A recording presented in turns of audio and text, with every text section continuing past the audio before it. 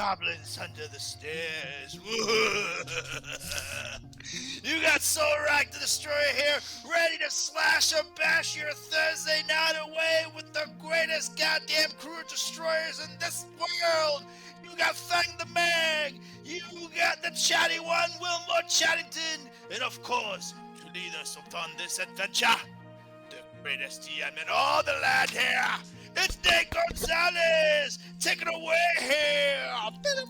Alright, thank you, Soulrack the Destroyer, and yes, welcome everyone to Night 50.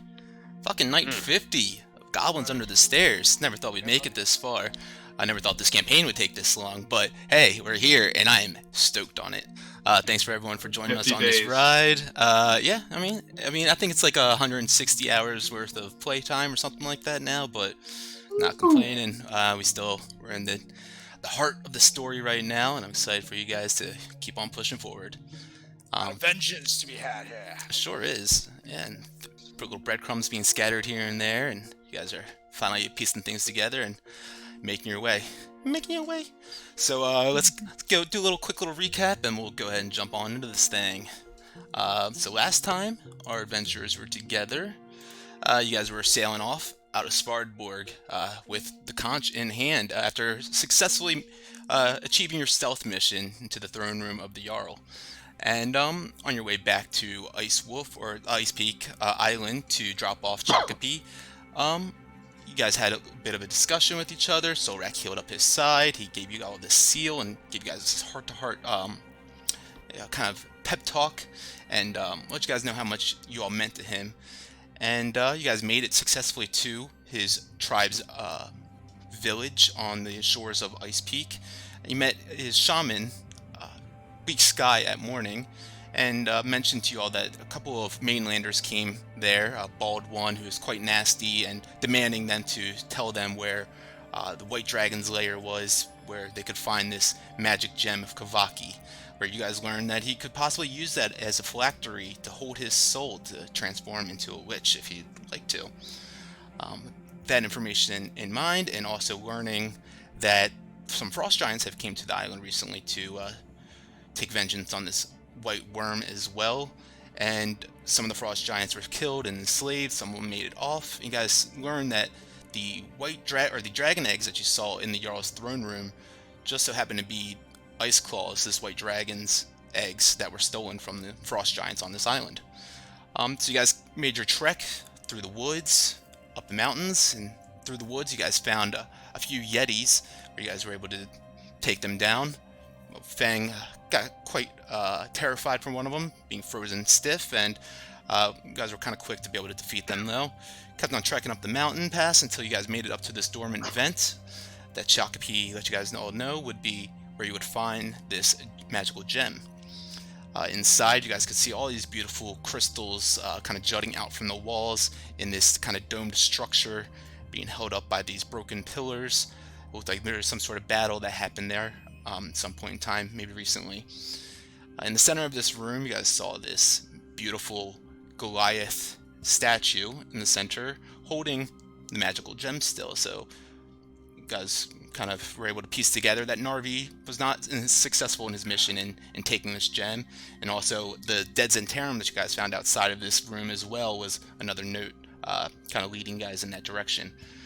Wilmore, a bit curious of course by this gem and its powers, and started moving it about, thinking about taking it. As soon as he took it off of the Goliath's hands and started walking away, big swooping sounds emerged from the top vent, the ceiling in this room, and swooping down came this ancient white dragon, adult white dragon, beautiful and large and looking fierce. And Chocopi let you guys know this is obviously Ice Claws, who snapped and tried to get his gem back from Wilmore, quite threatening him that Wilmore was a thief and calling him that, and just was trying to get his gem back. And Wilmore, with some quick thinking though, was able to let Ice Claws know that he knows exactly where his or her missing eggs are, and that's on Svardborg in the Jarl's throne room. And we let you know this information. Maybe you can let us go. I'll leave the gem. We'll just go in peace. And of course, you let these good people of ice peak, you let them live here in harmony and peace. Some great persuasion skills on Wilmer's part. He was able to persuade this white dragon to fly off, go find her eggs, and leave you guys be here. After, of course, you agreed that you would put this gem back in and leave it be. So after she threatened you for trying to steal this gem, she flew off, and Fang decided to grab up some of these gems on the ground that she scattered and shattered all over the place after she snuck away. And I believe that's where we left off. So what would you guys like to do after that, after Fang was stealing some of her gems? Well, I think it's time we tally off to other things. Like? Well, like, saving the world, going to the bar. I like those two things here. Especially the bar here. Sounds cool. We've accomplished what we've come here to do. I think it's time that maybe we get back the Chocopees clan, and then say our goodbyes, and off we go. Oh, Chucky! I don't want to say goodbye. And I hug Chucky. He gives you a heartfelt hug back, and as he's squeezing you, he, you feel him gripping you tightly, and he lets go, and he looks around the room and looks back over at Fang and says, "I think not good idea. Steal dragon's gems." And I'm like, where are my tears? Listen, Why is that? Chucky. Why is that? He's got plenty. But dragons are selfish. Well, like when you take things from them here. We tried to Down take for something. one gem. Now you try to take several others. Me think not good idea. It took a lot of good talking from the chatty one over here to get us out of this. I don't think you should fuck it up here. Okay, all right. If you really think so, then You guys What do you think are going about to it? be leaving soon. We have to stay here and live you're with right. this You're dragon. right. You're right. That would be very selfish of me. You're right. And I drop all 22 pounds of the. Oh, it was just 22 pieces, not pounds. I thought you said pounds. 22 pieces of Yes. the Pound a gemstones. piece. I think you had the 22 right. I whispered and chanted, "Looks like Thief Boy's at it again, huh? Stick your fingers." Sticky fingers, Fangy. That's why I'm actually proud to be part of the Fang gang. That's true. I don't know It if I will like steal that. your heart. Well, That's gentlemen. not who I am. That's not who I And am. your wallet That's not what I'm and about. your gems. Yeah, and, it's not who he is, except when it is who he is. right, like all the Hey, that cloak came in handy against the frost giants in Svartborg, okay? It And then did. those gems would have just been fun to steal. Duh. We're gonna have to keep an eye on him when we get Not back what I'm to about. Yeah, No, hold on to the your largest belongings. town. I'm So gonna right. keep Demon Sword extra tight right now because better watch out here. Better watch your stuff. Brutus, watch your stuff. Shall We're done we here. head Yeah. back to the town? Yes, come on. Let's do it. On the way out, we didn't further examine the body outside, did we? Like, No, you guys really didn't. Yeah, okay, once you guys so go that's on what I out, plan on doing when we get outside. absolutely. And then on the way out, I whisper to Chucky, "Hey, Chucky, watch your stuff here." As I'm like the last one out, I kind of like walk back to the big gem and just like put my hand over it. It's like I really want to take it, and then I walk away. All right, you guys begin walking out of here, and so Fang, you start as you guys make your way out of the tunnel and back outside into the entrance. You guys can see the sun is sun is beginning to set behind the mountains now, and it's starting to get a little bit darker out. You guys have about a 8-mile trek back to the campsite, And you see these frosted over Zentarum bodies on the ground. Fang, make an investigation or perception check. Give me the option. I'll do perception. Not one. Hot start today. Very nice, very nice indeed. Is this just Fang or all of us? I mean, if you guys all want to look over the bodies, feel free. I mean, they're Santorum. I'd check them out. I'd definitely be interested. Sure, everyone go for it then. Fang just kind of like trips over it and he's like, oh yeah, there's bodies there. Watch out, guys. Watch your step. 6. Dang. Today. I just want to say, Y'all guys, just these trip on the hot bodies. rolls at the Just start look at it tonight. like this. Hot rolls. He's grinning like an idiot over there right now. Am I at Olive Garden? Because these are some hot rolls. All right. Oh. Cover our eyes. There's stuff here, and just keep walking past. No, you guys see that there's like a single pouch off of one of their sides that holds a certain amount of coins in it. Altogether, and that one body, you find 80 gold pieces on him. Oh, Guys aren't completely blind. You guys can see that there's obviously a little side satchel on him. Ooh, what's that shiny? Because you guys have passive perceptions that I aren't. pick it up and fucking I give each of them 25 gold pieces. Well, here you go, gentlemen. Here's your split. Thank you. Thank you very much. And watch out so Fang doesn't steal it, by the way. Just, you know. I slip the extra 5 to Mr. Pooh. Love it. Here you go, Mr. Pooh. Thank you for holding back there, but I need you to make me a promise as we're just kind of walking back. You think you could do that for me? It depends what you have in mind. See that your friend spoke of a bold gentleman. If he ever comes to this island again, I need you to assure me that you'll send someone, one of your kin, to Waterdeep. There's a bar called the Wrecking Crew. Tell the barkeep that you saw the bald man. You have to promise me that you'll make that happen. He's very dangerous. Waterdeep, quite far travel.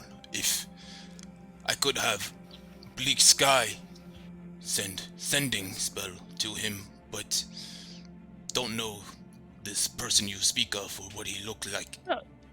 If Bleak Sky could send a sending spell to me, that'd be even better then. We could do that, certainly. That's perfect. If you ever see him or anyone try to get that gem again, please alert me. Wilmore, you have my word. My man, Mr. Pooh. He looks up at the sky. We need to make trek back. It's getting late. Well, hip hop to hippie to the hip hop. All right. Get me along. Everyone, make a survival check to see. I'm gonna see how far along you guys make it on this journey without having you guys actually scope out any maps. 13. I'm a survivor. Okay. About 7 hours of travel goes by altogether. You guys make it through the winding mountains and hills down the slopes of these icy slopes. The chill of night is starting to tinge your skin, and you start to make it through the forest that's on the edge of the town, or on the edge of the village of Chakipi's great tribe of the Ice Wolf tribe. And you guys are about an hour away from the site now. You guys to the campsite. You guys continue traveling on through these woods, and let's see. It's got the highest passive again. I forgot. I think it's Wilmore. Yeah, Wilmore in the distance. In this area that you're heading to, in the direction that you're heading to, you begin to hear the wind howl, kind of long and drawn out and distant. Just kind of lingering on. Can I Is it really the wind? You can make a perception or Yeah. perception, investigation, or I'd even let you do nature. Nature. I'm gonna do nature. 10? 10. It sounds like howling wind to you, but then again, this wind howling sound you also heard on your ascent up the mountain, up through the woods, when Solrex spotted these frosted over corpses of these mountain goats. Is it coming from behind us or in front of us? It's in the direction you guys are heading. We're gonna take a sniff to see if I can Absolutely. smell anything. Perception with advantage, buddy. Yeah, buddy. 5 and a 19. All right. Start sniffing the air all around, and you look down to notice a couple of large footprints, and you start sniffing them, and it smells like that dirty Yeti smell that you guys smelled earlier. Gentlemen, get down. I think there's some Yetis afoot. I'm gonna look for a path to kind of like, nicely, like, stealthily move to where we're going. I'm gonna duck down behind this rock here. Yeah. Absolutely. Everyone make a stealth check, if everyone's stealthing. Stealthing. 18 here. I think Chalky also got an 18 total. Ooh. 17. Ooh. 22. Oh, be so quiet. Wilmore Seals Team 6, everyone down. You guys start creeping and crawling, getting low behind the bushes and any brush to get some cover. Slowly taking steps forward and forward. Chalky lets you guys know silently. We only about a mile from camp now. They could be closing in.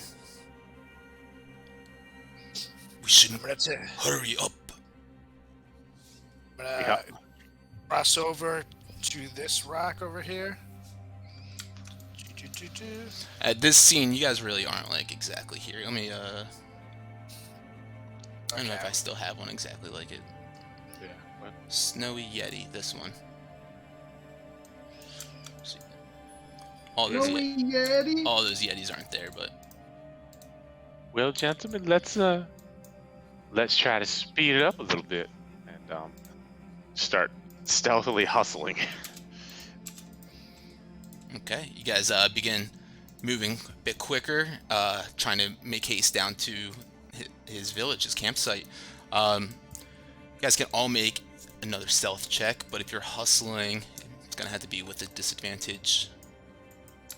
Regular stealth roll for Luke. Oh, hit him with a VTT. Oh, regular. Ooh, and that one. Ooh. Don't move loud, y'all. At least Solrak will have a good fight apparently, because all of his fucking ability rolls have been shit. Alright, you guys start creeping as fast as you can, make your way up to the village now, right? And you guys can now see like kind of the open water out in the distance as you guys are making your way through this path up towards his little village. And let me just switch you guys over to this.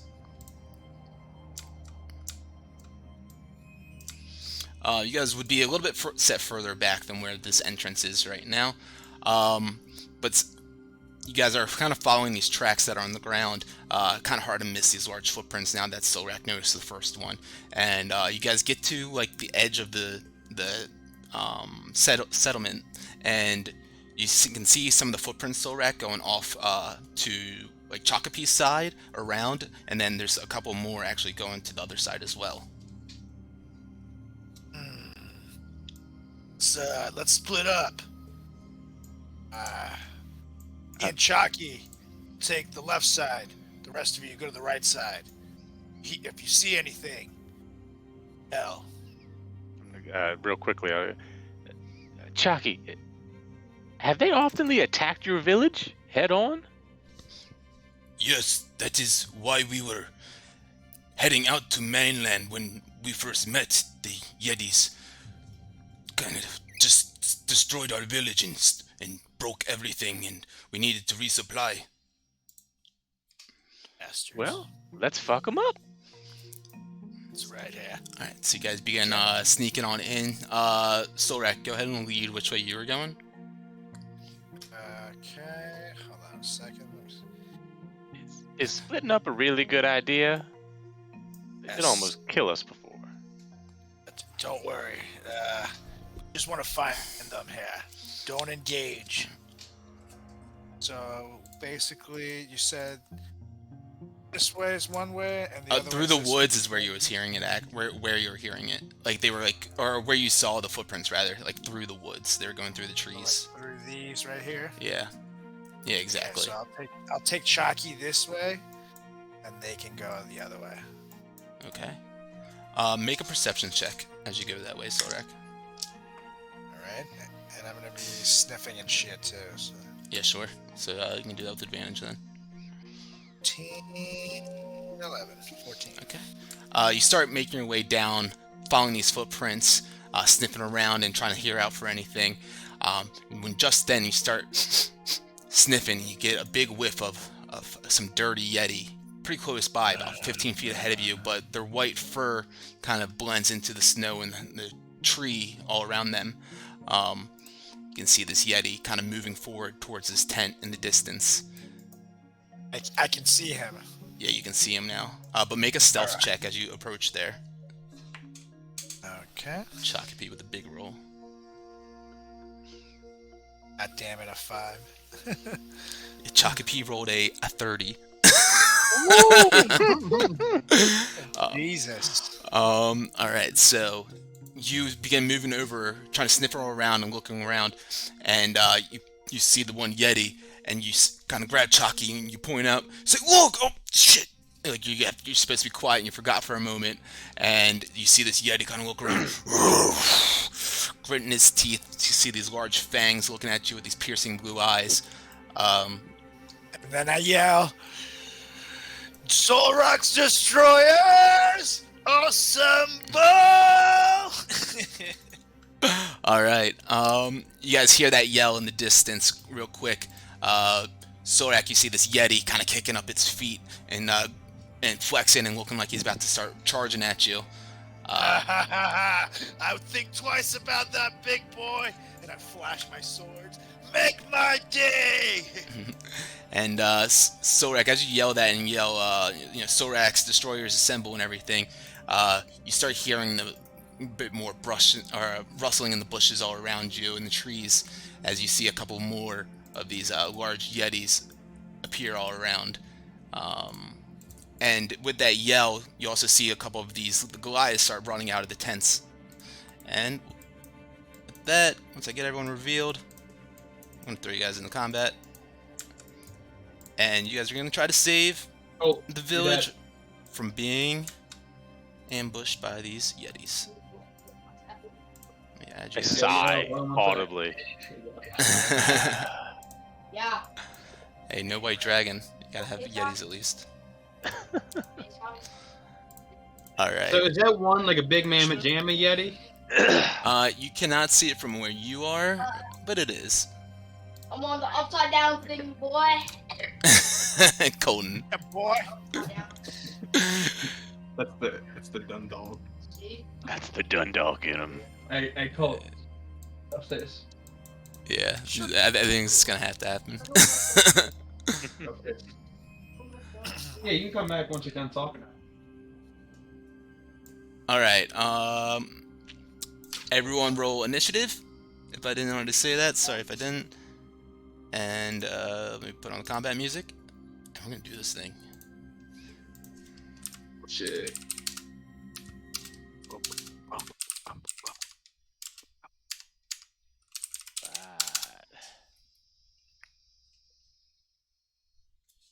Oh no, why does it say combat not found? Combat music? Boy, What's guys, that? I got this.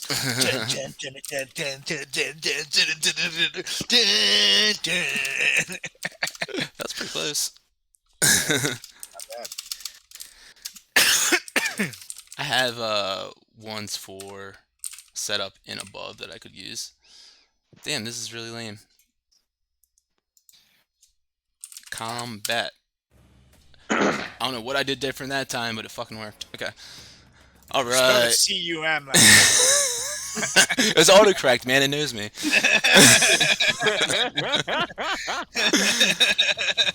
Damn spell check. All right, Wilmore, you are up first. You and good old Sanity. You are running down the path. You hear to your right a couple of Yetis, and then of course you see Solrak to your left, who saw someone yelled out to you all. What do you do, bud?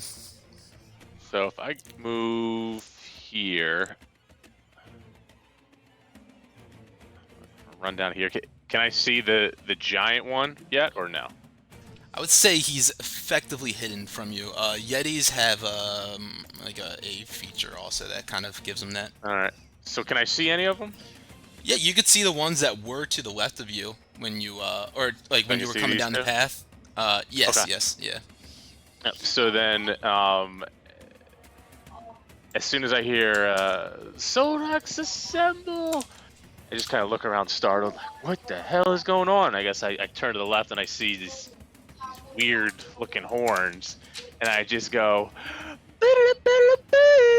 and that's gonna be the 15 wisdom save, as just purple things start coming out of my ears, my little devil horns. It just kind of starts flowing up and going crazy over there. Love it. What is that? Hypnotic pattern. That's It's a that's what I 15 thought. wisdom. Yeah.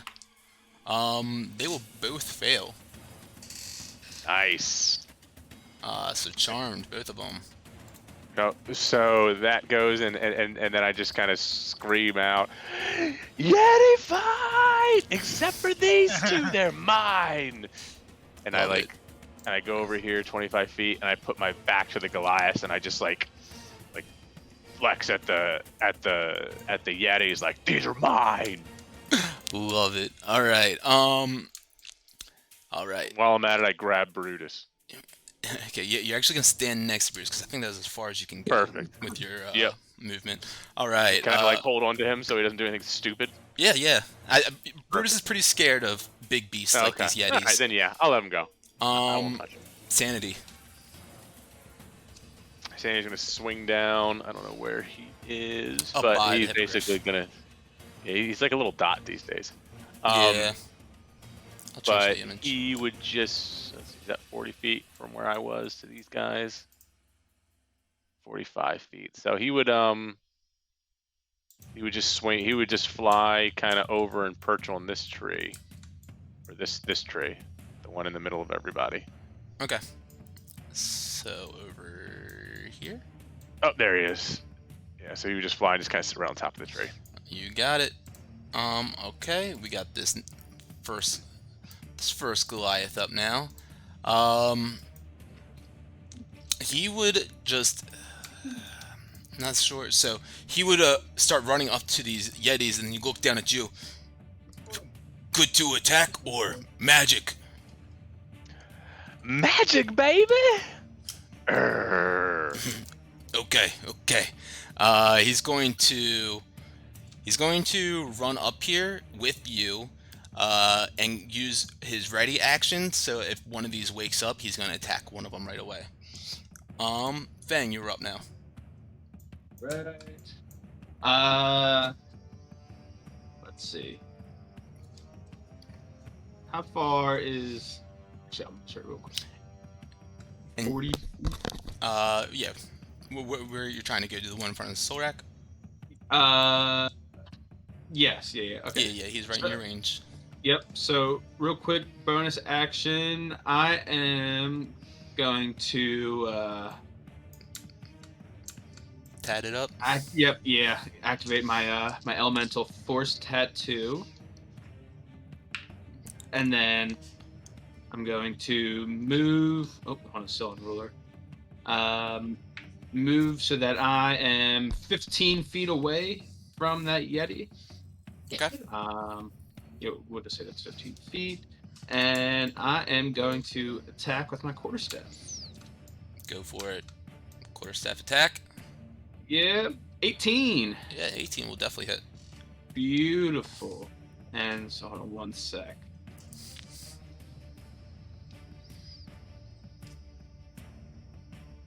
And 3 is water, so that's bludgeoning. Okay, thank you. And I'm gonna roll my custom dice that you made. Oh, okay. Yeah, get some use out of it. I'm here for it. Let's. Yeah, I've got like 1,000 dice that I never get to use. Oh wait, no, I already did that to hit. So never mind. Now I gotta roll damage. Oh yeah, so yeah. Also, real quick, I actually saw that one of my feats is when I am when I'm using my martial arts feat, I can use my martial arts die for damage as opposed to my regular D6. That is your martial arts die. Well, I mean my dex. It says my dex modifier instead of That is strength, your which would be that is your which dex. would be +8, right? Not +6. You're reading the wrong thing. So it's the +5 at the end. Oh, So okay. that's your 4 for your dex, and then you get a +1 also. It's okay, 1 right. plus your strength or your dex. Got it. Okay. All right. So 6 damage for that. Okay. Plus. How much is it again? And then another D6. So, damn. Okay. That's 2 nat ones in a row again. All right, -7 All right. then. 7. And then we'll come back again with the quarterstaff. Okay. You slam it into the ground, and the water wave just kind of whips up and smacks him in the face. 11 plus. So 20. Yeah, that'll hit. Yeah. All right, there we go. 10 plus. All right, 15 damage that time. There we go. Now we're talking. All right, big water whip just kind of splashes up out of the ground after you strike into the ground with your quarterstaff, smacks him across the face once, and then once again, kind of doozing him up a little bit. Anything else for you? Yeah, so I got about. I'm just going to. Let's see, I've already moved 25 feet. So I'm going to move 20 more feet back. Okay, yeah, you can do that.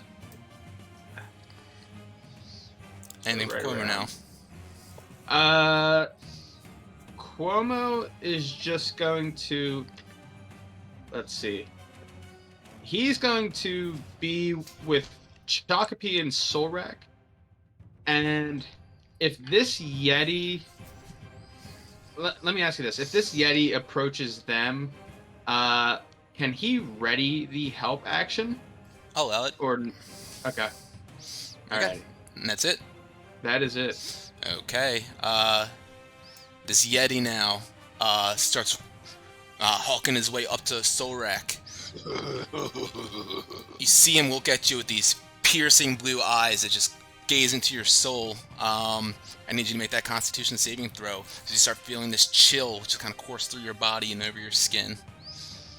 Pledge allegiance to the flag. Oh, not that Constitution. Ooh, nat 20, motherfucker! Hell yeah. Hell yeah. Okay, so just Glad remember you that you stopped succeeded sucking. that. They can't, he or the regular Yetis can't affect you with that again. Okay, so he sees that it has no effect on you. It's gonna do a little bit of damage though. That didn't work. 20 should damage him. Headbutt him. It's gonna do 6 damage to you, and then he comes running up to you, and he goes and takes 2 swipes. 22 to hit and 22 to hit. Fuck me, right? He's not trying to do that. So we're gonna have 20 points of cold damage, or 20 points of regular damage, and 3 points of cold damage. So 23 damage on that. And that is his turn after swiping those 2 big swipes into you. Up next is this big Yeti in the back. He starts lurching his way towards the tent, and you hear him yell, Chakapi yell out, "He's going for Bleak Sky! We have to stop him!" and after he's approaching the tent and going around this corner, and all of a sudden, out of one of the posts from the tent, you guys just hear and arrows shoot up out of there. Yeah, it's gonna fail. And an arrow shoots out of one of the tent posts and stabs into the Yeti, doing 6 points of damage. And as you guys now notice that, it looks like Police Guy may have set up some sort of trap around his shit. The Yeti keeps on going in though towards his tent, and he rips open the front and screams out, and starts. You just see him start pulling in there. Oh yeah, nat 20, that'll do it. And he grabs inside the tent and he rips Bleak Sky out of it. Hide reveal. There we go. And he's going to take a swipe at him, and that will hit. Does not that much. 12 points of damage on him. Bleak Sky looks hurt after this Yeti pulled him out. Took a massive swipe at him. Just growls in his face ferociously. And Solrak, you see that out of the corner of your eye behind this one Yeti. What are you doing? And I was so fucking annoyed that I just took all this damage. Now it's rage time! Yeah. Nah. I'm gonna take a big old swipe with Demon Sword at this bastard that just hit me. Hell yeah. There's a dirty 20. Dirty 20 will do it.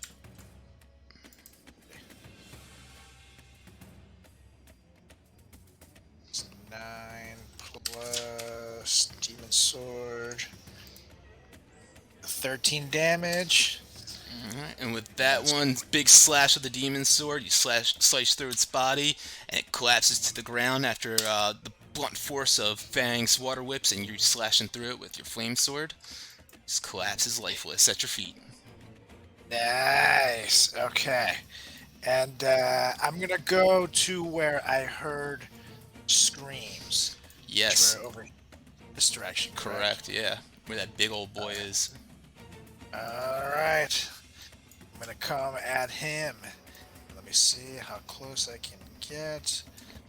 About to these trees. So that is where I will go. Out here. And I do have a second strike left, but could I use this to drink my fire potion? I'll let you do it. Nice. Well, drink the fire potion. I'll let you do it. If you want to use it, so be it. Okay, you drink this fire potion real quick. Doesn't take effect right now, does it? I think you'll probably be able to use it on your next turn. At my next turn. Okay. Anything else that you want to do? No, I'm good. Yeah, on your next turn you'll be able to use a bonus action to exhale some fire. Buddy. Cool, cool, cool. Alright, up next, homeboy up here. Oops, I just hit him. He is dazed and confused, like Matthew McConaughey. Alright, up next is this one then. We see him, he sees Chakapi. Actually, no, he's more interested in running towards camp, actually. So he's going to run through the trees and jump up towards Solrak and try to swipe at him with 2 claw attacks. Just comes bulging out of these trees, balls to the wall, swiping at you. First one is going to miss. The second one I rolled a 19 on the dice, so that's going to hit. And I'm gonna use an action after you're done with that to hit him on the one that missed. Absolutely. Okay, so he does... Let me just reread this. 9 slashing and 2 cold, so 11 halved, 5 points of damage on you. Alright. 5 damage. Okay, and now I'm going to take a swipe at him. Hold on, it's under my reactions. Yes, but a right post. And spend 1 superior die, make a melee weapon. So I will swing my demon sword at this biatch. Hell yeah. That's a 19 hit. That'll hit, for sure. And I get... So that's a 10 plus plus 4 plus a D8, correct? Correct. Yep. So 14 plus 2, 16 damage. Hell yeah. Nice reaction. And actually, real quick, you know, since my first one is the one that missed, you use your reaction after that first one, and with the flame sword, with Yetis, I'll let you guys know this actually, kind of maybe piece it together after the last battle, but you could get disadvantage on their attacks on their next round if they take fire damage in that round beforehand. So let me see if he would have missed you. I think that still hits. Is it? It yeah, 22. Okay. God damn it. Yeah, sorry. You know. Oh wait, the second one he got a 19. No, it was higher than that. It was a 19 on the dice. So like Okay. plus 6, yeah, like 25. Okay. Okay, so up next we got this one back here who's gonna come running up to the tent, and after he runs up towards one of the posts, arrow comes shooting out of it, and it pierces into his body as well, and he gets 2 points of piercing damage as this arrow shoots out of it. And it's gonna be his turn. Lost in the sauce guy, and now we got this Goliath now. Looks like I didn't add all the Goliaths actually. He's gonna come and he's gonna full on dash up to you, like right around where you are, Solrak. Chakapi up now. He's going to also come running up to you with both scimitars pulled out. Takes up one big slash at the Yeti. First one's gonna hit. Second one will miss. Damage though, let's see. He gets 4 plus, or I'm sorry, 9 plus 13, so he does 22 points of damage on this Yeti, slashing into its body. Looking pretty weak now. Top of the order, we got Wilmore. When you say what's the leading skies? What's his name? Bleak Sky at Morning. Okay, when Mr. Morning, you say he looking bad. Is he looking bad or is he looking bad? He's not a tough guy like these Goliaths, and it looks like this Abominable Yeti did a pretty big scratch into him.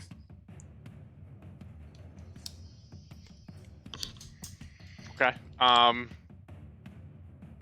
gonna turn around to the other to the big guy behind me and go, "Well, buddy, those are yours because Mr. Sky," and I'm gonna like run out here, "needs to stop monkeying around," and that's gonna be Polymorph Giant Ape. On Bleak Sky? Yep. All right. And he needs to be the initiative tracker. Yeah, since we're at the top now, I'll add him in here. Oh man, Giant Ape doesn't innately have a picture. Let me see if I can find one real quick. But yeah, so you cast Polymorph on Bleak Sky, point on over to him real quick, and this massive Giant Ape just emerges from his flesh. He's just kind of shape-shifting, growing up into this Yeti's grasp, and yeah. Is there anything else for you? Yeah, I've got the distance. Yeah, I would have gone right there. Bonus action. I'm gonna roll a D8 for my stuff, and then concentration drops on the swirly burlies. Concentration drops on them? Yep. Okay. Let me see if I can do this now. Nope. Alright. That thing's a giant ape. I'm not gonna mess around with it right now. Okay. Bleak Sky's over here. Concentration's gone, so the swirlies are gone. Alright. Anything for sanity then? Sanity is going to go over. Oh, he's sitting up here. Let's see, can he hit? Is that 40 feet? Yeah, I think so. Yep, this is 40 feet. He's gonna go to the big guy and like perch on his horn, or like just hover right over his horn, just kind of like drop a deucer on it. All right. Very nice. Drops a deucer on it. That's advantage for someone. Yeah, that's advantage for our giant ape friend. Okay, and he's up now. breaks out of the grasp of the Yeti. Obviously, just looking at him like this wide-eyed look, like I can't believe that he can see this thing right in front of him right now. Like, what the fuck just happened to this human? He takes his fist, the ape, and swings at him massively. Hits with a 25. Hits with a 19. I think 19 hits. Monster stat block. Yes, it does. And so he's going to do some big old hits on him. I think that's 3d6 if I remember correctly. No, 3d10. Do I have 3d10? 3d10 plus 6. Yes. You gotta get more dice, man. This ape is gonna be real. I got this one. I can't read any of the things on it. You can't really see it. They're all I know, like they're all Japanese. 10s. Read. I can't read. What did I say? 3d10s. So that's 5 plus 7 is 3d10 12 plus 6. plus 6 is 18 plus 17 plus 3 plus 20. So what's that? 38. 38 damage from this giant ape. As he's punching him, I'm just swinging going, huge. Love it. And he just beats his chest and looks up to this guy after hitting him these massive swings. Alright, this Goliath is up now. Sees that the spell dropped on this guy is like shaked out of his stupor and sees the spell dropped on him. So he's gonna attack him now. He pulls a spear out and he just tries to take 2 spear stabs right into him swiftly. First one's gonna miss. Second one will hit though. Does 6 points of damage on this Yeti. Fang, you were up. I turn around to the Yeti behind me and approach it where I'm about 15 feet away, and then hit him with my old water whip. 20. 20 will hit, yeah. Yeah.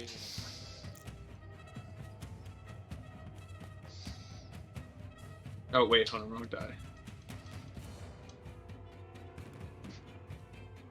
There we go. Up another 1. So 6 plus. So 8 total. 8. As this water whip slaps him across. Alright, and then again. Oh, that's a nat 20! Nat 20, hell yeah. Let's do it. Alright, Double all dice. Alright, so the first one's 11 damage, right? And then. Oh, that's max damage too. So 22. And then. I guess I just get one more. So, I'm sorry, where did the 22 come from? So, isn't the first one max damage? And then. No, not max. So the first roll, let's see. That first one that you just did will be 17 damage, because we'll add a 6 to that. Another d6 to it. Okay. So and then now roll D6. the water whip damage 1 time. And we'll add another d6 to that. 4, baby. So 17 plus 21? 10. No, 27, right? Yeah, 27. Where'd you get 27? Another whole 6 plus that on top of that 11 for the extra d6 whole damage, and then another whole d6 on top of this one. Oh, so I got 2 d6s for the water whip? Yeah, all the dice is doubled. Okay, cool. Yeah. Oh, hell yeah. All right. You have a bonus action, right? I do have a bonus action. Let's see. Let me double check something real quick. Okay. Yeah, so I will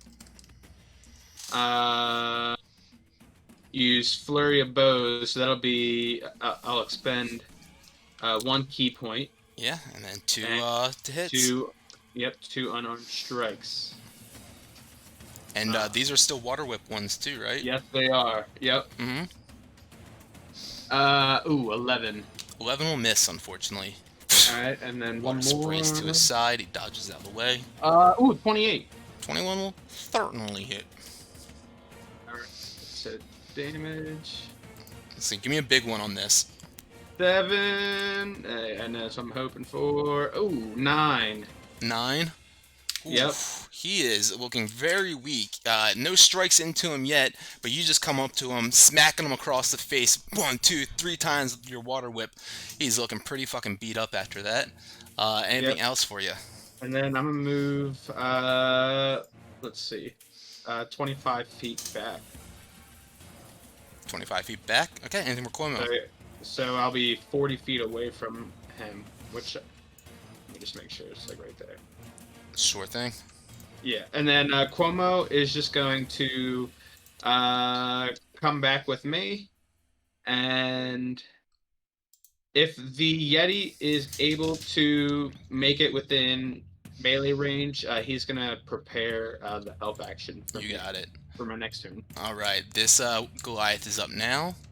He is going to full on. Oh, he can make it right there at this full movement actually, and he's going to take 2. Actually, no, I'm sorry. He's going to stand back, and you see him pull out this sling. Seems to be made out of some sort of bone or something like that. It's a nice white carved sling. He pulls back, shoots two pebbles out of it, or 2 rocks at least, and that'll hit. Does 6, 8 points of damage on that. And he reloads it again real quickly. Nat 20. All right. So that's another 6, 7, 8, 9 plus 4, 13. What was the first number I said? 10? I think it was. Yeah. So 2 massive. You just see him rapid fire these slingshots at this Yeti. Pings him in the back a couple of times. You see him hawking, turn around, scratches his back, and still growl at the giant ape in front of him. This Yeti is dead. The giant Yeti is up now. He's going to try to strike, or I'm sorry, he's going to first look into the eyes of the giant ape and try to distill this fear into it. Let's see if he can survive a con save. What's the ape's con? I don't think it's +4. No, it does not succeed. Okay, so he's gonna take no, that's a lot. 4, 5, 6, 5, 8, 12. Takes 20 cold damage and is paralyzed. You guys see this ape just get frozen over with this layer of frost after this Yeti's just staring its fear into its eyes. Ape just seems to be frozen there, and the Yeti's now going to take 2 claw strikes at it with advantage because he is frozen. The first one will hit. Second one will hit definitely as well.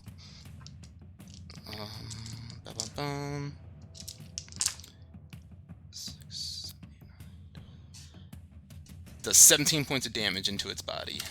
Ape still standing strong, looking pretty tough, but frosted over. Solrak, what do you got? Alright. First things first. Demon sword time against this little bitch right here. Yeah.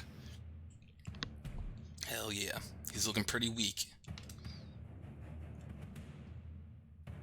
Let's see. That's a 23. That will hit.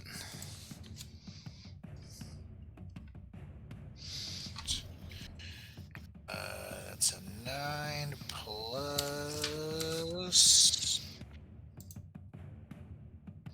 Give it to me. 12, baby. Exactly what you needed again. Ooh. Just slice right through the Yeti's fur. You see it cauterize its flesh, and it looks at into your eyes. This fearful look as it just collapses to its knees and keels over and falls down dead.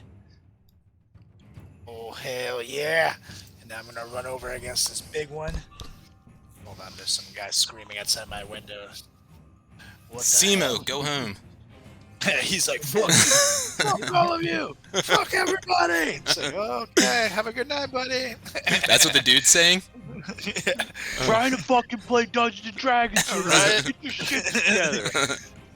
So I'm going to run up to this big bastard here and take my second swipe with the demon sword. Go for it. Ooh, that's a 19. That will hit. If only I had the one Slayer with that one instead. Yeah, right. Good. So that is 14 plus 4, so 18. Very nice. And you know what's coming next? I'm gonna look over at Big Boy McGee over here, and I'm gonna say, "It's out," and I'm gonna blow my fire breath at it. Love it. Now, It's just like that. yeah, buddy. All right. So it's a dex save, right? Yes, let me see the number. I think it's like a 13 or something. Just make sure what I just rolled. Potion of fire breath. At 13 dex. I rolled a 12 on the dice Yeah! with a +0. So you get 4d6 fire damage, boy. Go for it, man. As you just explain how this looks when you do it.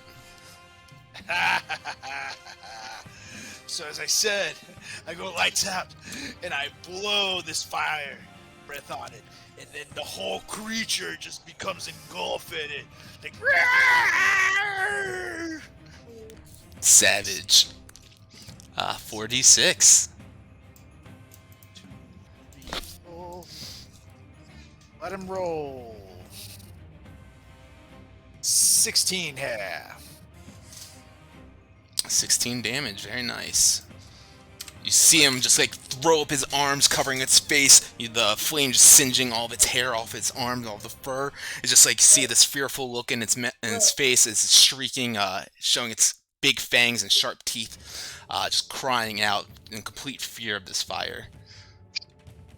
Anything else for you? That's it. All right. That's it. No, just put him on fire. All right. Up now is this Yeti against the Goliath. He's just gonna take 2 claw strikes at him. Only one of them is gonna hit, and does 9 damage to him. Okay. That Yeti's dead. The next one. So this one that's coming around the corner is Yeti's now. dead. Yeti's dead. So this one comes crawling around the corner up towards the giant ape who is frozen. Rolls 2 3s. And then an 11 and a 3, which that'll miss as well. So 2 big swipes for some reason can't hit this huge target that's frozen in front of them. Okay. This one is up now. Still with my wife. This Yeti's gonna come running up to Fang, and just try to take 2 swipes at him. That one's gonna miss. Nice. And let me just make sure that one misses too. 17. Oh, thanks, Colton. 7. It just hits. 17. 11 plus 6. I was like, I think it's a +6. I couldn't remember. Okay. Arithmetic. 4 plus 4, so 8 points of damage. Yeah. As Hell he just yeah. strikes into your body.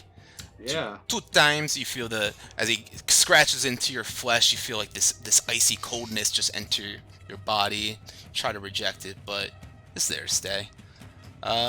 This Goliath is up now. He loads back 2 slings, shoots him at the big guy, and they both go wide. Wide right. Yep, Chalky is up now, comes running up, and he kind of Solrak, he kind of 360 moves around Solrak and jumps up in the air, swiping down with his scimitar. Chalky's cool. He does cool moves. So much cooler than but Solrak. only hits one of the strikes. But hey, a hit's a hit. He's gonna do the sneak attack damage, which is 14, and then his regular damage is another 10, so 24. Rogues are sweet. Okay, and that brings us to the top of the round with Wilmore Chattington. Top of the round. So I'm going to. Let's see, I flesh this out. Yeah. So I'm going to like make a lot of noise and fake walk and be like, ooh, ooh, ooh, ooh. And I'm gonna fall over here and I'm gonna go, looking at the big one, and then like, and like he's gonna look at me, and he's just gonna think like I'm his like, you know, like third cousin from the Yetiville, who like he owes money to, and he's actually kind of scared for his life because this other Yeti cousin is part of the Yeti mob, who typically has Yetis, you know, fitted with heavy sap boots so they sink into fire pits, and that's going to be a dissonant whispers as he's terrified of this Yeti friend right now. But when I did this though, a little thing shot out, and I put my curse on him before I did that. It was bestow curse, or no. your D8 curse thing. Oh, Hexblade. Gotcha. Yep. My Hexblade curse. So then, yeah. So that's Hexblade curse. So then he does his thing. He rolls a Wisdom, right? it's Wisdom 15. I rolled an 18 on the dice. Oh, eat one. Alright, but let me go ahead and get your hex out here. And then I get an extra D6 because I haven't even been rolling this thing. I get an extra D6 on the thing, these for the spirit focus. So it's half of 10, so 5. 5 plus 4. So is the plus 4 before the halving or not? Because the curse gives a plus 4. No, I would say that's the curse is in addition, so it's not. So he didn't save on the curse. So yeah, it's plus 4. So then 9. Okay. He's looking pretty weak. Looking pretty weak. Let me. I can send that to bottom now, actually. Anything else for you? That's it. Sanity's still hanging out on his horns. Kind of flies down and like doesn't quite peck his eye, but just gives him like one of these to give a help action, or you know what? No, he can't do damage. Yeah, so he does that to give help action to the next person that attacks him. You got If it. he can do that, next person. I'll allow it. Alright, Giant Ape is up then now. Frozen in Fear, con saving throw, natural 20. Okay, so it's at the end of the turn though, so he can't do anything on this turn, unfortunately. Okay, so up now is this Goliath, who's got a spear in hand. He's gonna stab it into the body of this Yeti twice. A natural 20. Nice. Keep it coming. Yeah, you guys are welcome. Deuces. He does 16 points of damage, piercing through its body. Just goes all the way through its shoulder. He holds it there for a second, then pulls it out, and blood just kind of squirts across his face, looking nice and ferocious. Fang, you were up. Oh yeah. Dude in front of you is looking pretty beaten.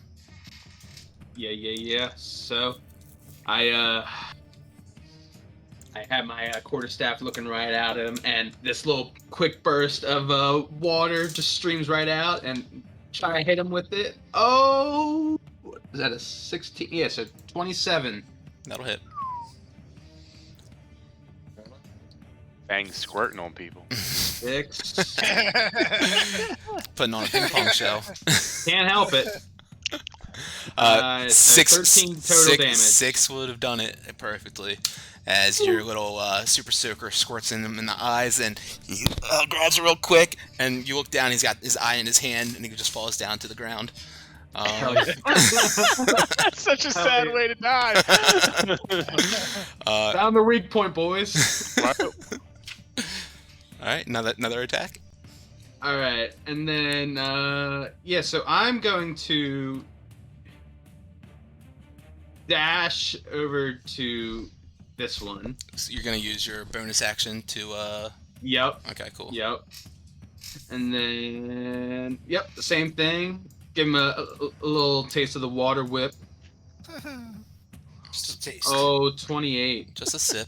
Yeah, that'll hit. Just can't control it, man. These Yetis, he's just everywhere. 7 whipping it everywhere. Alright. So 9 total damage. 9 damage. You come up from behind him, splash him again. It's like Typhoon Lagoon, and he's just like falling down the slide or something. Alright, anything else for you? You got Quimmer now? Yep, Cuomo. Actually, I should have got advantage on the one, but it's okay. So he's gonna come over here and give the Goliath. Actually, yeah, the Goliath the help action. Okay. This Goliath is up now. Then he's gonna run over and get a better positioning on the one that's in front of the tent right next to Weak Sky, and only one of these are gonna hit, and he does 6 points of damage on him as he pulls back his sling, loads it up with 2 rocks, and double barrel shoots him across the field. Big Boy is up now. Let's see. He looks down at you, Solrak. No, he doesn't. And you see this frosty energy just kind of writhing up through his chest and up through his neck, and this cold white pluming smoke starts pouring out of his mouth. No, and as you, I'm gonna stab you in real life. Roll a d20. And he exhales this daunting, freezing cold breath out of his mouth that just sprays out in this cone around you and Shakapi. I need both of you guys to roll Constitution saving throws. Damn this son of a bitch. And Chalky with the nat 1. Oh, an 8. You roll an 8? Yep. How bad is it, Doctor? It's gonna be bad. It's gonna be bad. Not good. 50 like that. cold damage. But halved, so 25 for you, but Chalky takes the full 50, and he is down. I would have been down otherwise. I'm almost down. Chalky is frozen over after this Yeti exhales this massive, frosty, chilling breath all in the air around your guy's body. He locks up in place, seizes over, and falls down as this ice crystallizes all over his body. Ooh, I'm gonna use a bonus action to reduce that damage. A reaction. Can you do that? What's the skill? Parry. When another creature damages you. Oh no, it's because it's not a melee attack. No. You got it. That's correct. Yeah. Unfortunately. All right. And that is his turn as he just stands there after freezing you guys. Solrak, you are up. And I'm very hurt. And I'm very pissed off here. So it's first time for Demon Sword here. Just realized I didn't have that shown on the screen. Yeah, that'll hit. Oh, fuck you, motherfucker. That is 12 so far. Get out of my way, thing. Plus a 6, so that's 18 damage. Strike number 1. How does Solrak slice down this big dude? We're not done the battle yet, but how do you kill this one? So I look over, and Chalky's down. I'm fucking hurting so bad. I have one hand on my shoulder, and I'm just starting to see the blackness come to take over my life. And I say, this is not how I go. And then I rage here! And then I take a running start. And then I stab down with Demon Sword right into this thing's heart. And the fiery flame just completely melts away its cold, disgusting heart as we both collapse to the ground. And I'm just laying there for a second. Ugh. Yeah. Fuck yeah. Fuck yeah. And you still have a bonus, or you still have another attack and a bonus action. I sure do, buddy. So I'm gonna get up, and I'm gonna walk on over to this one right here, and hit him with the second strike. Okay, so you go running up to the one in front of the tent. Yes, go ahead and swing away. And Wilmer, was that the hex that you gain life when that one dies? Or Oh yeah, I think I get 4 or 5 health. I'll add it. That's a 9, I'm at max health, so never mind. no, I'm not hurt. Like these A guys. 9 to hit will miss, unfortunately. But I'll, you know what's coming, boys. I look over at him, and then I say, huh, You always look like a flamer to me. And then I blow my fire breath on him. And his eyes go wide. He's unable to dodge out of the way as you're so close to him. I rolled a 5 on the dice for my dex save. So that's 46 and 2, 3, 4. Let's see what we got, boys. 13 here. 15 plus my because of my rage. That doesn't count on this because it's not a melee attack. But yeah, no, 13 fire damage as you spray out this fiery breath out of your mouth. And he is looking charred up right now. That smell of stinky Yeti burnt fur just kind of fills your nostrils. Yeah. And that's my. Since I did that, I couldn't do. That's my bonus action, right? Correct, yeah. Okay, so I'm done. Okay, very nice. This Yeti right now is gonna just try to swing at the Goliath that's right in front of him with 2 swipes. Only one of them is gonna hit, and does 10 points of damage on him. Just taking these 2 massive claws and digging into its flesh. Alright, this one next to Solrak is up now. Solrak, he tries to take a couple swipes at you, but he's got this burnt flesh and fur covering his body, and he's terrified of your flame. Rolls a nat 1 on the first one. Woo! And I'm going to Yeah, both miss. I'm going to use my reaction to strike him back. Okay, yeah, you got your reaction back, so go for it. Yeah, buddy. Demon sword. 14. That'll just hit. Woo-hoo-hoo! Sometimes better lucky than good, boys. Story of my life. That is a 10 plus. Plus 4 plus. This one gets your rage though, also. Yep. Plus another 4, so 20. 20. Nice reactions, man. You just slice back into its body with your demon sword. The flame cuts through its flesh like a fucking laser. Easy peasy. And he's looking pretty weak now. Okay. Yeah, buddy. This Goliath is up now. Loads up a couple of slings. Shoots them away. Only one of them is going to hit. And not much damage, 7 points of damage. These rocks just kind of one at a time slam him in his head. And Chalky is down. You guys see him just laying down on his back, unconscious, and looking up to the starry night sky. Let's see if he brings it. A 17 for Chalky. So 1 death save. Wilmore, top of the round. Top of the round. I am going to. He's sitting by that guy. Got 6. Okay. I'm gonna go 25 feet right next to Chalky. I'm gonna pull out a med kit real quick and try to wrap his head. Just it's actually a horrible wrapping. It just might be too tight. So that's a med check, right? Medicine check. He's good. Oh, he's good? Okay, all right. So he's good. And then as I'm wrapping him up, I look in and I see Solrak just obviously about to die as usual, and I just go, buddy, fix it. And that's gonna be a level.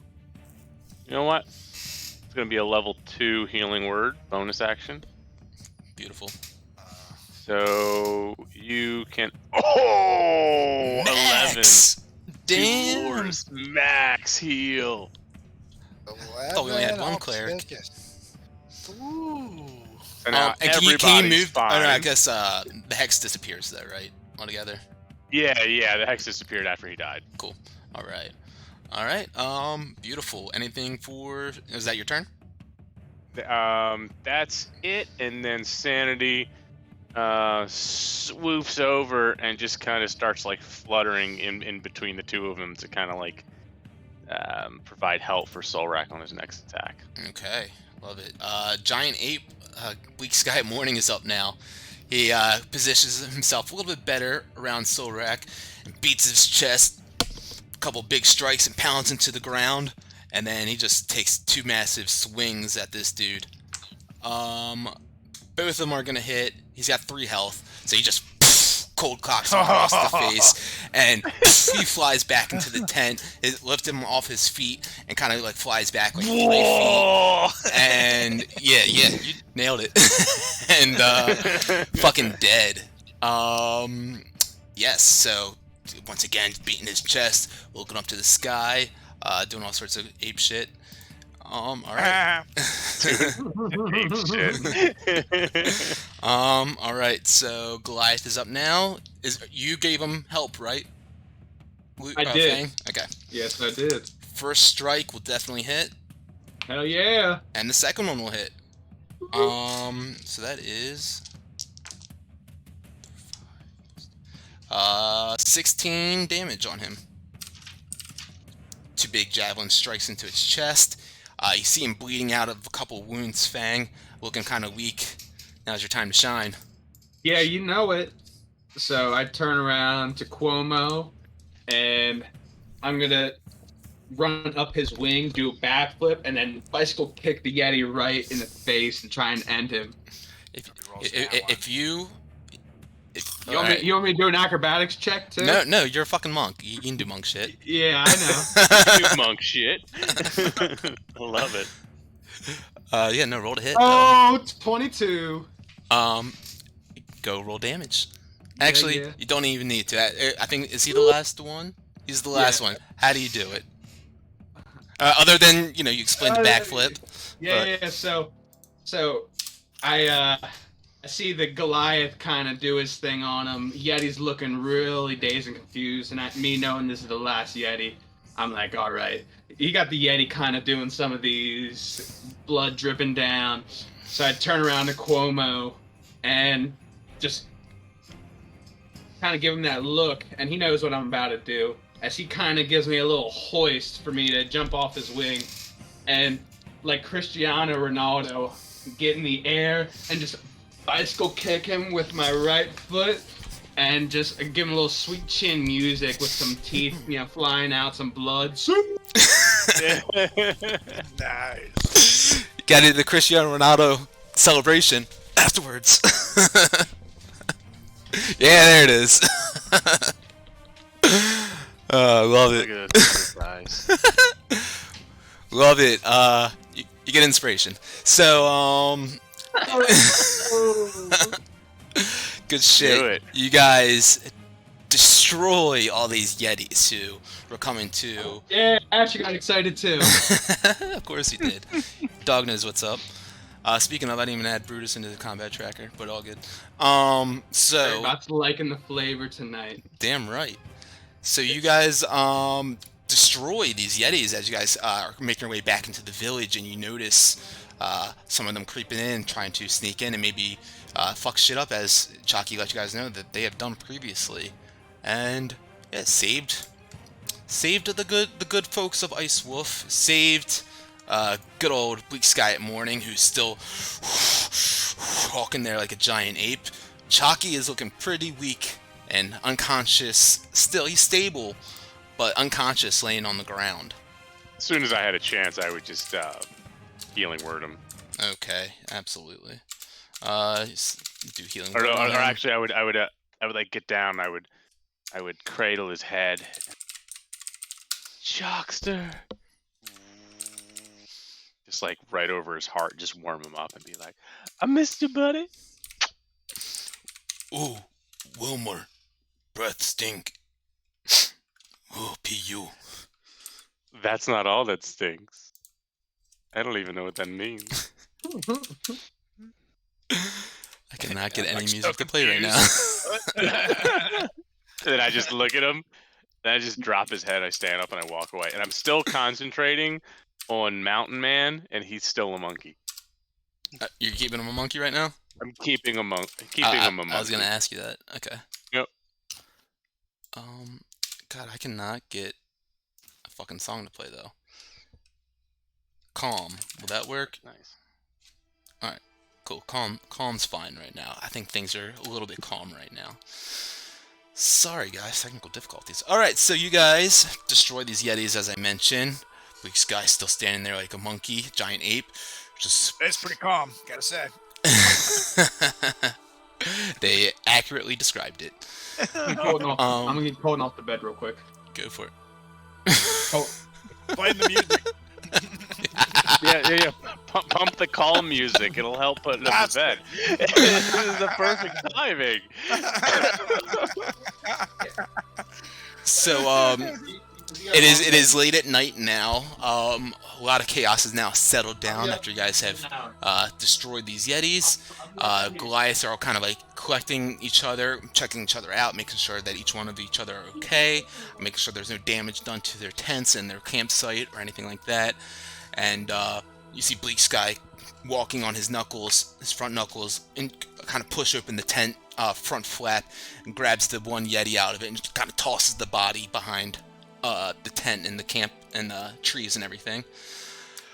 And Chalky looks up at you, Wilmore, and Solrak, and says, "Guys, thank you for being here and taking quick action to help our good tribe of Iced Wolf.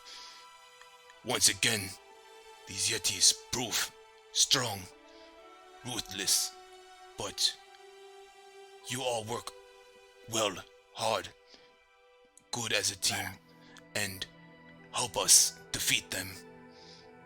I think they no longer bother us for now." I'll spit that big hunk of blood into the white snow.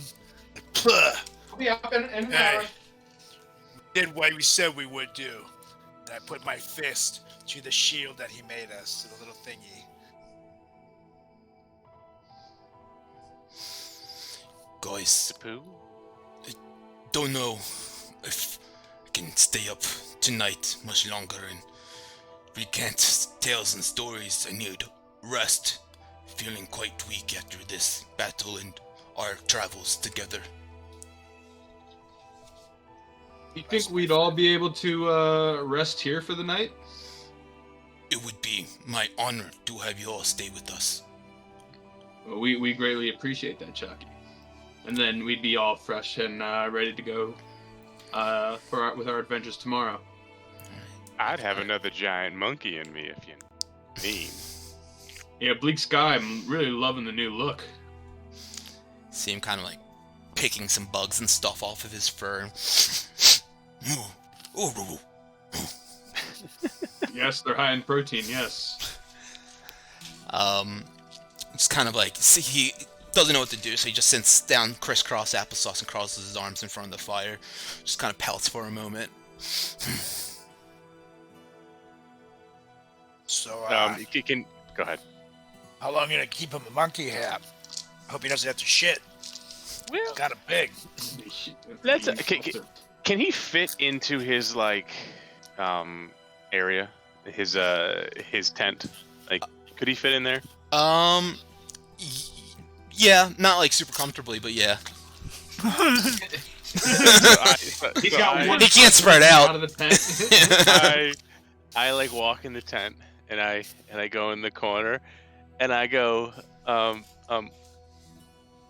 wet morning dew. Come here for a second.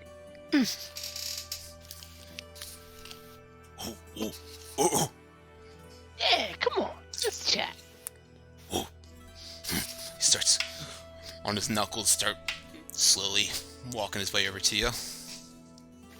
I just kind of sit there and I just kind of like I sit in a corner where I'm assuming there's a chair somewhere, like a bench or a floor, and I just kind of pat on the floor like, take a seat, my friend. Yeah, it's floor sitting space in here. Okay. Yeah. He's just kind of like, sits down. Yep. His like whole body is like shoulder to shoulder touching the tent, and he's like hulked down. I go, so you good? Go, woo, woo. Done. He turns back into a person. Yeah, instantly, in a blink of an eye, just shrivels back down to his human form, kind of an older, bearded man, still wearing his furs and his metal horned helm, and yeah, he looks at you and says, You, powerful magic. Well, yes. That's not even the beginning of it. And I get up and I kind of shut the blinds of the tent for everyone, and I go and I sit down next to him and go, yeah. Rumor has it you're pretty powerful yourself. What? Why exactly did that giant ape go directly to you? You know, we like to collect pieces of these yetis and make certain things with them. Probably not so happy about that. I hope you make fun stuff. I'd probably make like a... Have you ever played golf? You make a little hooked thing out of their tibia. You could probably hit a ball a good 300, 400 yards. You show me That's one day. That's a sport. But so I wanted to take a second just to talk to you, because you seem to be the leader of this pack. Is that correct? Most come to me for advice and wisdom. Well, I'd like to talk to you about the bald man that came. Evil man. What? Did he do anything, or did he just go straight for that gem? He come here and harass us, poke, prod, threaten good people of Ice Wolf with his magical powers. It look much like yours, now I speak of it. But he want Ice Claw's magical gem. Yeah.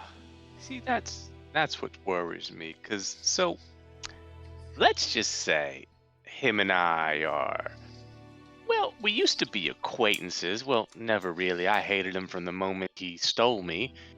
And then he tried to kill me, and then I ended up trying to kill him, and now there's this kind of thing going on. And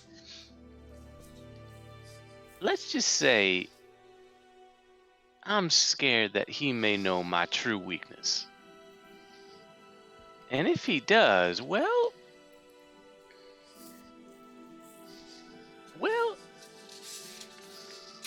if they're in danger, then I'm gonna be real upset. So I need you to give me a promise here, my friend, since I saved your life. What is your If you promise? ever see this man again, you need to let me know. And you need to do everything you can to A, not let him know that you know me. B, you can't let him get that gem. Because you see, friend, if he goes after them with that gem, we've all got a problem on our hands. Understood. I can absolutely do my best to keep my word on this. Do you know, by chance, any weaknesses he may have, so we can use them to advantage? Well,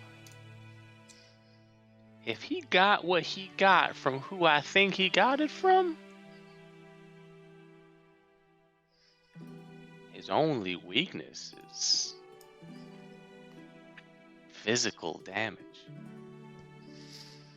Well, we shall train and prepare and be ready. If evil men come, I use sending spell, let you know, and we make sure he do not get gem. Let the dragon know.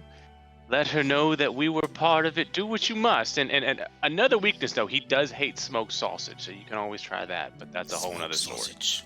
Okay. See, I'm kind of like, scribble that down real quick. But thank you. Just, if he gets that, it's a whole nother level of fuck me. The smoked sausage? Well, both, really. The gem and the smoked sausage. Do you do peppers and onions? That's probably one of his favorites, but that's a whole nother story. He does like that. Well, you know what? Thank you. I just get up, I turn out, and I just go out and I like slam the flap behind. Before you go, one more thing. Yes. You have great magic, and your friends seem to have great powers, strength, muscle as well. Sometimes little men need big powers too. And he kind of digs over to the side of him. He's got a basket full of all sorts of accoutrements and different like spiritual, like different like little items and whatnot, religious things and natural types of things. And he pulls out an amulet. It has this blue circular eye set in the center of it. And it's attached to a chain that you could obviously put around your neck as well. And he looks at you and says, "This is an amulet made from Eye of Yeti. You can use this to harness power of Yeti. Freeze opponents, if you will." That's the Well. amulet of chilling gaze.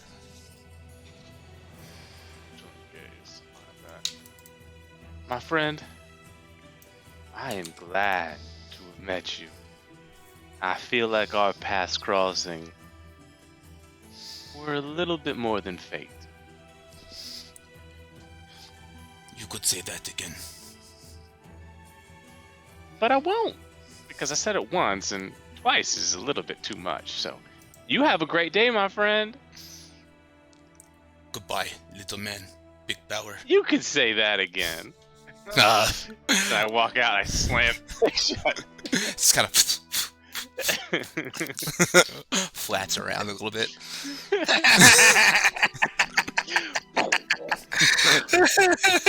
A light waft. It's like he's going in the dressing room. Alright, so Wilmore comes walking out of the tent. Anything Solrak, you and Fang and Chalky were possibly doing in that time when he went in there? So during this time, I of course am starving, so I'm having Chalky lead me and Fang over to get some chow before bedtime here. Yeah, this hot pot soup is always going. It seems like they just keep this cauldron on this one fire pit down to the left. Always has some sort of broth in it. And it's like every time they just catch like more fish or chop up some seal or mountain goats, whatever, they just take the scraps, throw it in there, add a little more broth to it, and just continuously keep it cooking. Nice. So I take a big old cup and I sit around there, and then I look up to the stars. I say, so Chalky, what do you people do from here? Well, I guess we do what we always do. We stay together as tribe, live as big family, working, living together off the land, hunting seals, mountain goats, simple, quiet life. Sounds nice. What would you be doing now, Solak? Well, Chalky, fortunately, simple life is not in my future here. And now, I must go and bring upon my vengeance upon those that harmed me, killed everybody I know and love here. Chalky knows Solrak stays with his family. And he looks over at Fang and kind of back at Wilmore in the tent still. You will be able to overcome any obstacle, any challenge you may face. I hope you're right, my friend. For I am prepared to die trying. I stare off into the night sky. As long as we all stick together, we'll be all right. We've done good thus far. I nod. One of the Goliaths comes out of the tent at this time, after like checking everything out and whatnot, approaches the fire and just kind of sits down on the log next to you guys. He sits down, his knees like kind of sit at like the height of which you're sitting at, kind of like really high up there on the ground, off the ground. And he's just kind of sitting there, exhales a big breath, staring off at the fire in the cauldron, and says, looks over at you. You really know how to swing that sword. Strong, powerful. Have you ever used one of these before, though? And he shows you one of the slings that they have that seems to be made out of fastened out of Yeti horns. It curves up into a Y and has obviously the drawback on it, but it's big enough for the Goliath, in which the the pocket in the back which you hold your ammo in, it's big enough to carry 2 pieces of ammunition in it. Whoa. Can't say I have, and I take a look at it. Yeah, it's got all these beautiful intricate carvings on the side of it. If you look at it, once he hands it over to you, you're checking it out. There's seals swimming in the ocean along it. On the other side of it, it goes into mountain cliffs with goats climbing up it, and then it goes up to a sun at the center of it with rays going up the 2 Yeti horns up the sides. It's pretty these guys spend their time on craftsmanship. This is beautiful. You show me how to use it? Quite simple to use. Just load it up, put some rocks, pebbles, whatever you may have to shoot out of here, and pull it back. It's got a nice taut shot on it to release nice powerful aim. And he just kind of shows you. There's also a little piece off the back of it that is able to fold down, and it steadies your aim a little bit. And he mentions it to you. If you use this, it almost ensures you will make sure you hit your target. Whoa, and how far does it go? It shoots pretty far. Can't remember off the top of my head. Well, let's try it. And I'm gonna dig into the ground, and I'm gonna roll a big old snowball from the snow, and I'm gonna put it on the sling, and I'm gonna aim it at Chaddington, who is probably over here by this tent. Right? You're waiting for him to come walking out of the tent. Perfect. Are you using the thing to steady your aim? Yep. Okay, so roll with advantage a dex attack with your proficiency. Look through all my spells right now, by the way. With advantage, 16. And then add your proficiency bonus to that too, though. So 20. Yeah. Wilmore, you come walking out of the tent, throwing the flaps behind you. 2 snowballs just smack you in the face. And I high-five the Goliath. This thing is awesome. You natural. Good shot. Oh, I thank you, my friend. I had a good teacher. I look around and go, "Oh, a snowball contest!" And I cast Mold Earth right next to him, and I pick up a bunch of earth with snow on top of it, move it over him, and then uncast, so just a 5 cubic foot of dirt and snow just land on his head. And I go, yay!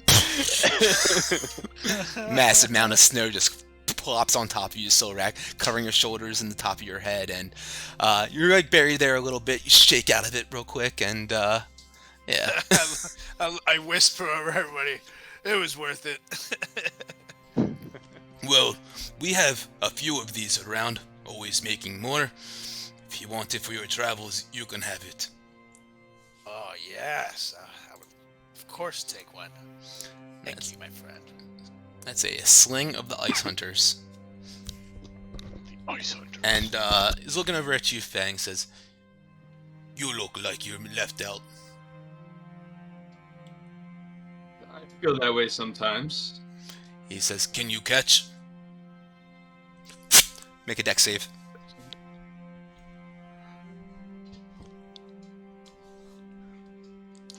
"22." In your hands, you catch a dagger, carved out of a Yeti horn, perfectly, and you're just looking at it. It seems like the sling It's very ornately carved, and they spend their time crafting these things, and it looks like it could definitely do some nice damage. And he looks at you and says, "You know power of Yeti. Paralyze victims." Yeah, the Yeti earlier today got me pretty good. We, or Bleak Sky at morning, able to use the magic in the horns to possibly paralyze target on a cut. Oh, you don't say. I'm telling you what, you guys have some marvelous equipment here. All made from Yetis. They have magical powers, and we use them to protect ourselves as we should. I give what the land gives you. Yes, so that's a Yeti horn dagger you can add if you want. Yeti horn dagger. Yes, and you guys can all flip-flop, switch-swap if you want these, but yes. So you guys all get some of this hot pot soup, handing around some of these gear to you all. Imagine it's probably pretty late at night now, and you guys are probably wanting to get a little bit of shut-eye, unless there's something you guys wanted to discuss with anyone or anything.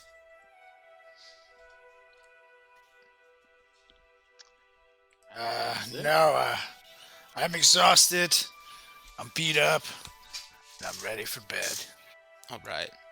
A couple of the Goliaths stay up. They volunteer to stay up and keep watch just in case other Yetis were to come and encroach on the village and the settlement while you guys are all sleeping.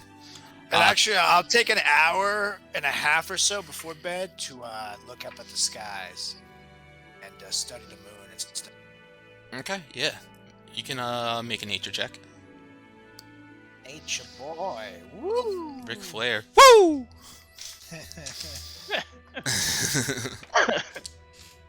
Ooh, an 8. Not woo. I mean, like, you were kind of tracking it a couple days ago. And as I mentioned then, you kind of know that it's within like a 20-day range of when, you should expect another full moon. So it's kind of cloudy, snowy skies overhead right now, keeping it kind of blocked out from you to be able to see a full sight of the moon and judge, how full it is currently and its relative position. Anyone else want to do anything before you get some shut eye? I'm just sitting there, just my fingers are in Fillmore's skull's eyes, and I'm like playing with a piece of paper, and I do it in a way that they can like see me doing it, but that they don't want to ask any questions about it. They, your party, or the tribe? Just everyone. Okay. I filled up on some of that hot pot soup after the day that I've had, trying to regain some energy, consuming it, in hopes of trying to stay warm in this brisk environment, and then, the soothing warmth is kind of comforting to me as I grow more and more tired, and that's when I decide to make my way over to one of the tents or shelters and start getting ready for sleep. Absolutely. Yeah, they show you where you guys can go ahead and I'll get a little bit of sleep together. You guys all shuffle off to these assorted sleeping areas. I'll kind of cuddle up and stay warm for the night in this cold weather. And you guys wake up the next morning without any sort of encounters or anything to happen in the night while you guys are resting. So you guys can take a nice long rest now that you have woken up in the morning. The sun beginning to rise over the mountains of Ice Peak.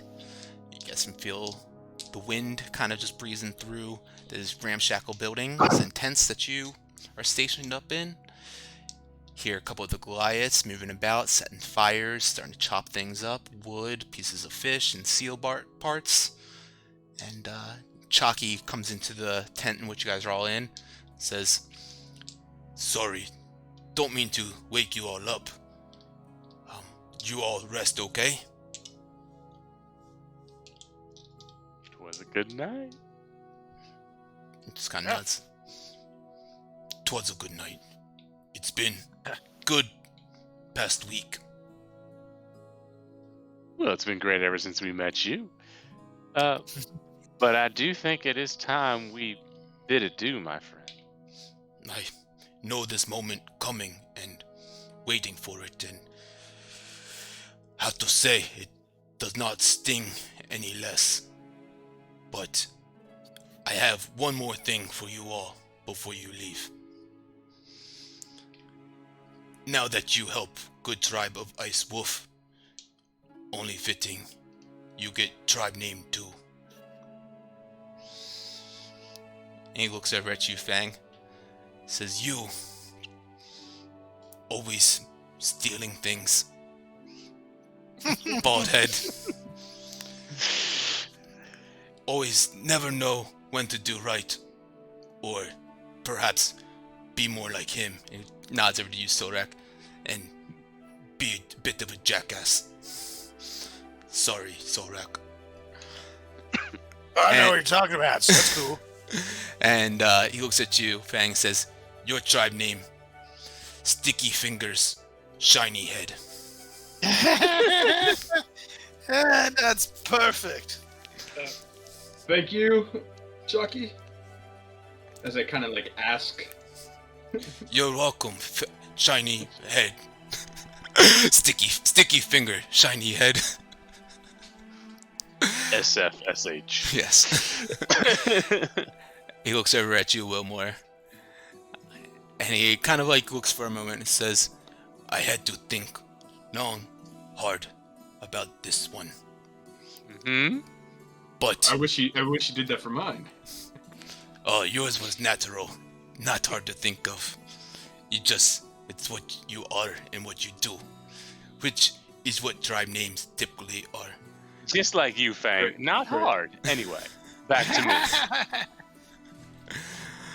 We shall call you the Pale Raven.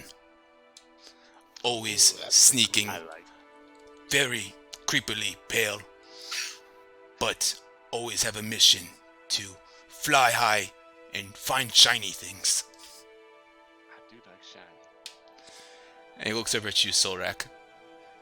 My good friend, Solrak, the Destroyer. What could be better name than the Destroyer? So, we call you Solrak, the Ultimate Warrior. Oh, and I just feel this pride soaring through me. And I just nod to him. Thank you, my friend. I'm honored. You are welcome. And Sticky Finger, Shiny Head? Yeah. I just kidding. That's not your name. Oh, thank God. I'll be honest, I didn't know what. I wrote to it think. down and everything. Yeah, I'm gonna call him that. Your name, Fist of Fury.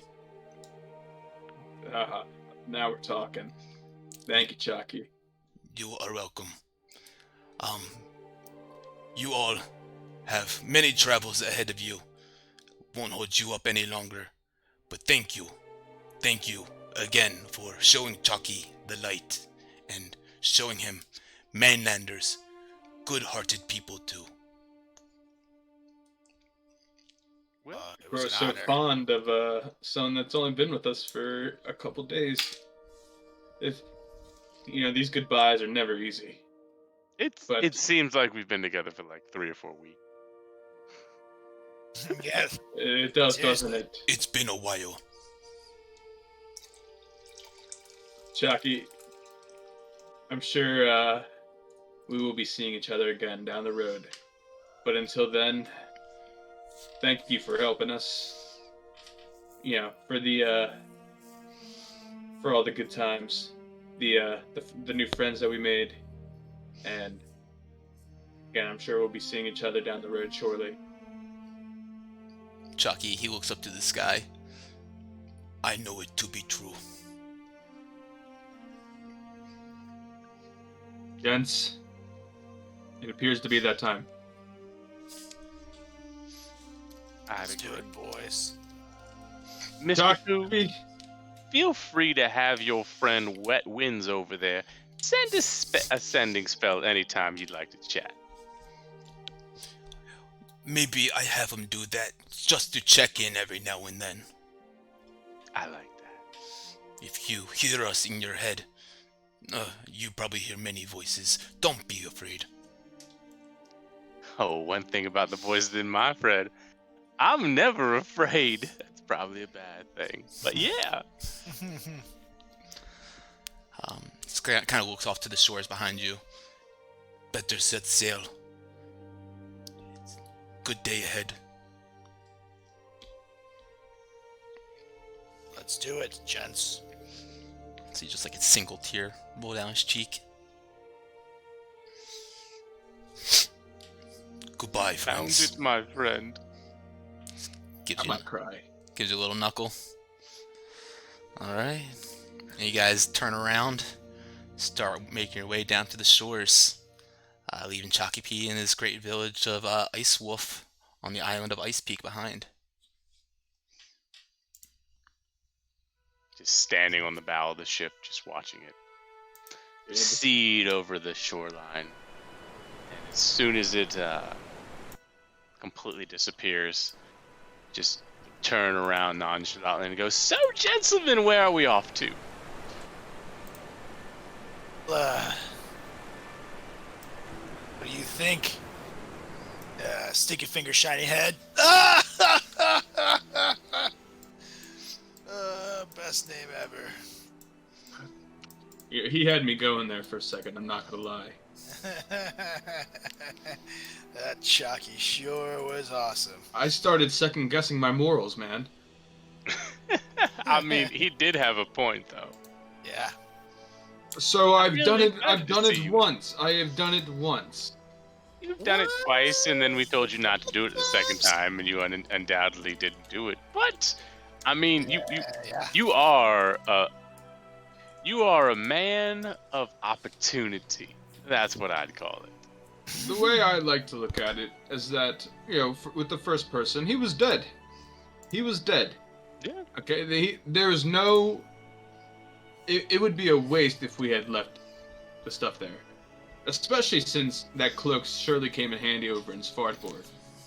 As for the crystals in the cave, I gave those up, reluctantly, but I gave them up. For what it's worth, my friend, you and I share the same morals on these sort of situations. No, don't compare myself to you now. Yeah. You guys are No. really, you could be buddies there. Yeah. Well, we are Perfect. buddies. I mean, I think we are. We're at least part of a gang. Yeah, absolutely. Look, the way I look at You guys are things, world-class robbers now. whether I like to agree with it or not, but everything happens for a reason. And So you can that's- rob people. That's the reason. I get it. Is robbing someone if they're already dead though? Grave robbing. Yeah, it definitely still is robbing. That's what wills are for. Well, he didn't have a will, and in the will he said he left it to Fang. I read it, I swears. Can't spell Wilmore without Will. Exactly. He's an expert. That is incredible. And this entire conversation, whenever I talk to Solrak, it's in like a whisper. It's kind of weird. But I'm speaking like fully loud, like Yeah, no, but like I'm talking to Fang normally, and then when I talk, yeah, it's nice, calm, it's okay. What the fuck? Well, I Solrak, the ultimate warrior. The last thing I want to do is strain his heart. You know what I'm saying? Oh, too soon. Too soon. 3 years is too soon for a heart attack joke. When When Jockey told me that he was kidding with my original name, I thought he was kidding with Solrak's original name too. I was waiting for him to come around and change it, but he was serious. I know. I know who calls themselves Soul Rack.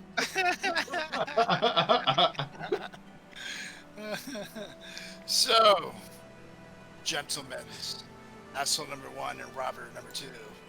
Where to? Well, What? To Neverwinter. To Neverwinter we shall go then. God, it's I think the master plan is head to Neverwinter. From there, we can access the teleporters for, myself. And I think the next step is we need to check on the bar. 'Cause what was his name? What was that guy's name again? Was it Francis? No. Was it Frank? No. Was it Gwendolyn? No. What was his name again? you guys had mentioned a guy named Ezekiel. Yes. Little Yes. Z. Yeah, I thought We you gave that guys fool had some mentioned. money, and he made a bar in our honor. So let's go check that bar out. I think Where is this bar at? it's in. It's not in Neverwinter. It's in Waterdeep. Oh, that's just a hop, skip, and a jump away as well. Skipping a jump. But you don't understand. You see, we. I don't know if you knew. Showing the pin. Harper Central here.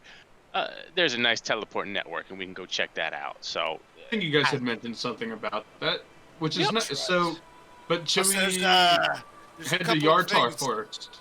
There's a couple of places I'd like to check out while we're in Neverwinter. In Neverwinter, you'd like to Yeah, check what's out? Well, that? you know what? Let's do it.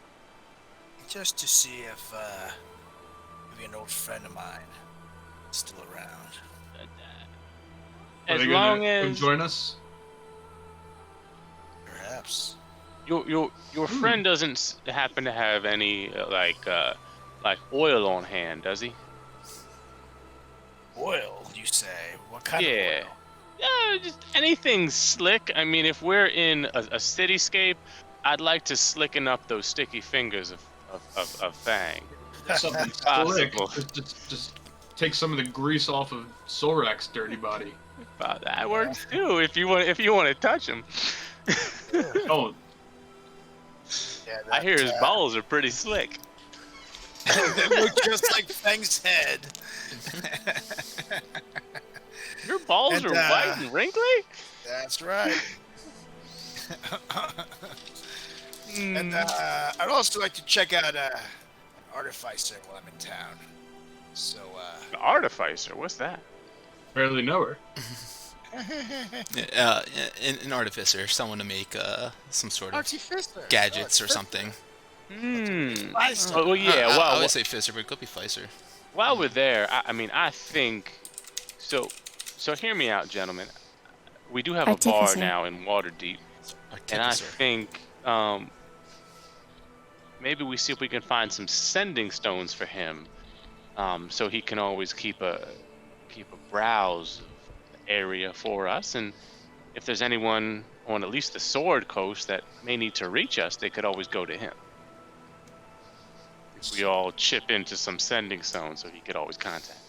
Well, we've got plenty of funds, I think, that if we were able to find said sending stones, we'd be able to do that. Yeah, let's look around the two main cities, and then after that, I think we've got to go out west to see if we can get a little bit more information about. And I reach in and I pull out the little vial, this here stuff, and then go on our way. Don't you think we should be doing that first? I feel as if, even everyone over in Ice Wolf has talked about, the threat that he's become. Well, I think with the teleportations, we'd only be a day or so in the cities. I don't think you understand. Right. We can move quite quickly between these three locations. Okay. So let's do it. And then I'm just trying to. sailing that way. Fang, did you want to throw something in there? You're just Yeah. trying to what? just trying to figure out what's our number one priority at this point. And I mean, I know you guys really want to, grab some money that you may have accrued from your buddy's bar. But is that our number one concern at this moment? Yeah, says the guy, just because there's nothing for you to steal, doesn't mean it's not worthwhile us getting our change, huh? I just can't have a normal conversation, can I? No, I also think it's important that we can establish a base of operations there. So if there is any issues in the city or from people from the Sword Coast, we can direct them there to talk to the old bartender, and then we can receive messages from anywhere. Okay, that's a fair argument. I was just trying to weigh out our options at this moment. That is fair, but I do think we need to move west and figure out just what's going on with these people. Us, I think east. I You really mean? want to meet that artificer. Over east. You know what? No, I want to go west. I want to go around. Just want to keep on I mean, going. They'll never expect us. They'll never expect us coming from. It's a 300-day sailing trip. All right. We're not trying to sneak there. They'll never expect it. All right. So Solrak, I heard you say you grabbed some paddles in the helm and you're gonna start Yeah, steering buddy. down. Okay. Buddy. So I have a new like little system I developed for you guys to try to progress the overland travel and sea travel a little bit faster than what we have done in the past. As long as you guys, I mean, I'm not Do sure. it. Okay, cool. So what we're gonna do is it is a 5 to 7 day travel to get to Neverwinter from where you guys are at currently. What I'm gonna have everyone do is roll survival checks, and if I have different DCs in mind, if the average is lower than 10, everyone rolls a D4, and all these D4s go towards an encounter. If you guys roll an average between 10 to 14, everyone rolls a D4. One of them goes towards progress to Neverwinter. Two of them goes towards encounter altogether. 15 to 20, 3 more D4s.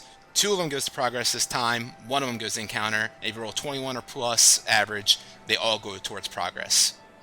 Are the Whoa. D4s days or? No, so what I have in mind is, well, I'm not going to tell you guys what the numbers are That's that fine. you need to That's hit, fine. but that's how it's going to Kinda roll. cool. Yeah, Got so, it. Is do it. that what you thought of like last week? when yeah, you yeah, told us? yeah. Oh, that's pretty cool. So it'll just do help it. you guys progress a little bit further. If you guys hit the if the encounter number ends up getting to the number that triggers an encounter, then that's what will happen. But if you guys get to progress, the number that I'm targeting to first, no encounters will happen. You guys will sail down there safely. Whatever, it'll all be good. So Yep, no, I agree. I think that's good. everyone, survival check, please, as you guys begin sailing on down. I cast guidance now. If you want to, I'll allow I'm it. not just gonna guide. It's just a D4 for one person. Well, So that's 19, 12, and 9. Yep. So that is 3140 divided by 3 is 13.3 repeating. Okay, everyone roll a course. D4. Ah, we were close. Until someone rolled a nine. No, it's you don't. It's all good. You don't know I it. rolled a 3. Okay. get out of here. There it is. There it is. So you guys will tell me which one of these D4s you want towards progress and what 2 you want towards encounter. Do we want high numbers or better? I imagine You want your progress encounter? to get higher first. And we Okay, so want- I okay, rolled a so then 3, so mine will yeah. get progress. So So 3 3 for progress, progress, 3, 3. Yep. 3 progress and 3. Okay, cool. All right, you guys sail on. I'm excited. Can continue going on. Go ahead, everyone, roll a survival check. Ooh. I like this. Oh, 19. Not 20 me. Oh, yes. Bringing it down with a 6. So 25, Ouch. 25, 50. Let's see, so that is 16 and 2/3. Yes, you're right. Okay, everyone, roll a d4. Two of these will go towards progress. 1 towards encounter. Ooh, another 3. Another one. Yeah. So- 7 in progress. 7 of progress. Woo! Okay, and that puts us at 1 for encounter then. Mhm. Okay. Yeah. Guys keep on sailing on. Beautiful day. Birds flying by. See a crest of a pod of dolphins cresting the waves aside from you. Roll another survival check as you continue on. Moose sailing. Read it, dude, to give me Come the on, beat, come on, stop boys. right there. 10. Fuck Free you. my soul. Ooh, 8, 10, and 25, 15. 30. Ooh, 11 on the dot. Yes, it is. Okay. D4s from everyone. 2 to encounter. 1 to progress. 1. So I'm guessing that's going towards encounter. Yeah. And 4. and the other one is as well. Nice. Okay. Nice. All right, guys, keep sailing Tactical on. You D4s. you've made it a solid 3 to 4 days now in travel. Constantly just keep on going on with nothing too crazy happening in this in this time. Are you guys doing any sort of downtime things that you want to maybe take care of or do anything real quick? I am intermittently fasting, eating 1 large meal of rations a day, Okay. and then just drinking some water along the way as well, Sure. making sure staying. Can't full. remember if I made any of those items attunement items, but if you guys wanted to attune to any of these right now, you can also. Okay, roll a survival check, everyone, as you keep on going. Keep on sailing, like Cartman. Oh, 22. Oh, there's a big one. Another Oh 22. yeah. Good 20. work, boys. So that's like 16 average or something.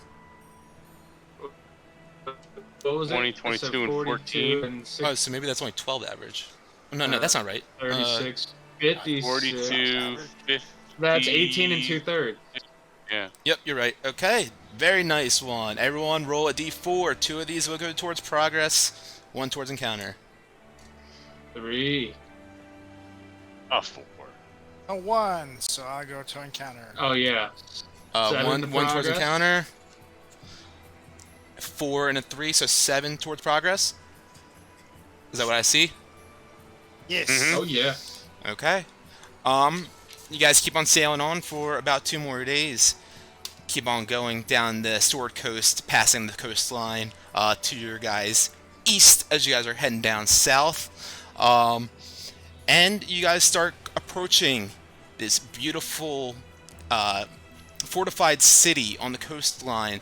Seems to have a large monument kind of building situated off the coast just a little bit. There's another kind of castle that's attached to 3 bridges that scatter across different lengths of the city. See a dock situated with a large pirate ship at the end of it, a couple of other smaller vessels.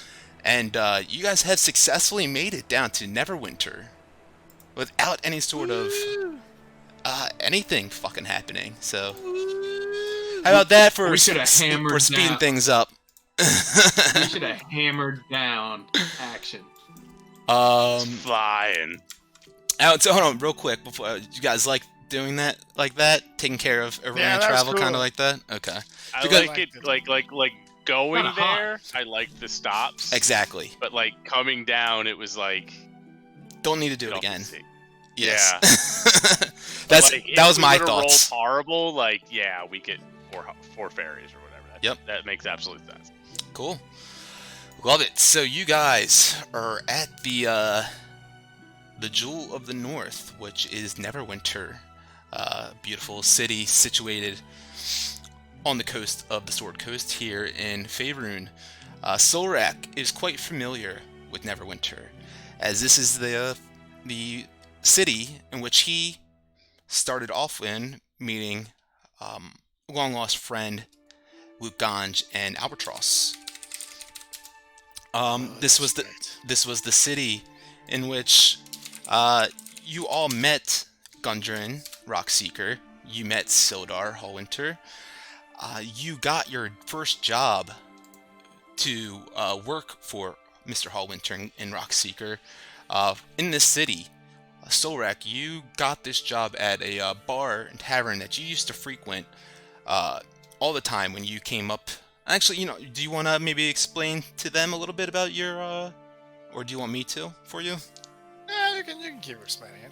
Okay. Good job. Sure. No, I was just gonna I say, don't know what you're talking about. Yeah, you go. Well, I have it here too. But he's doing Solrak, after of course leaving Daggerford, the city going up in a blaze and a large fight breaking out and chaos ensuing as his city was attacked in the middle of the night from his uncle Rubius and his minions.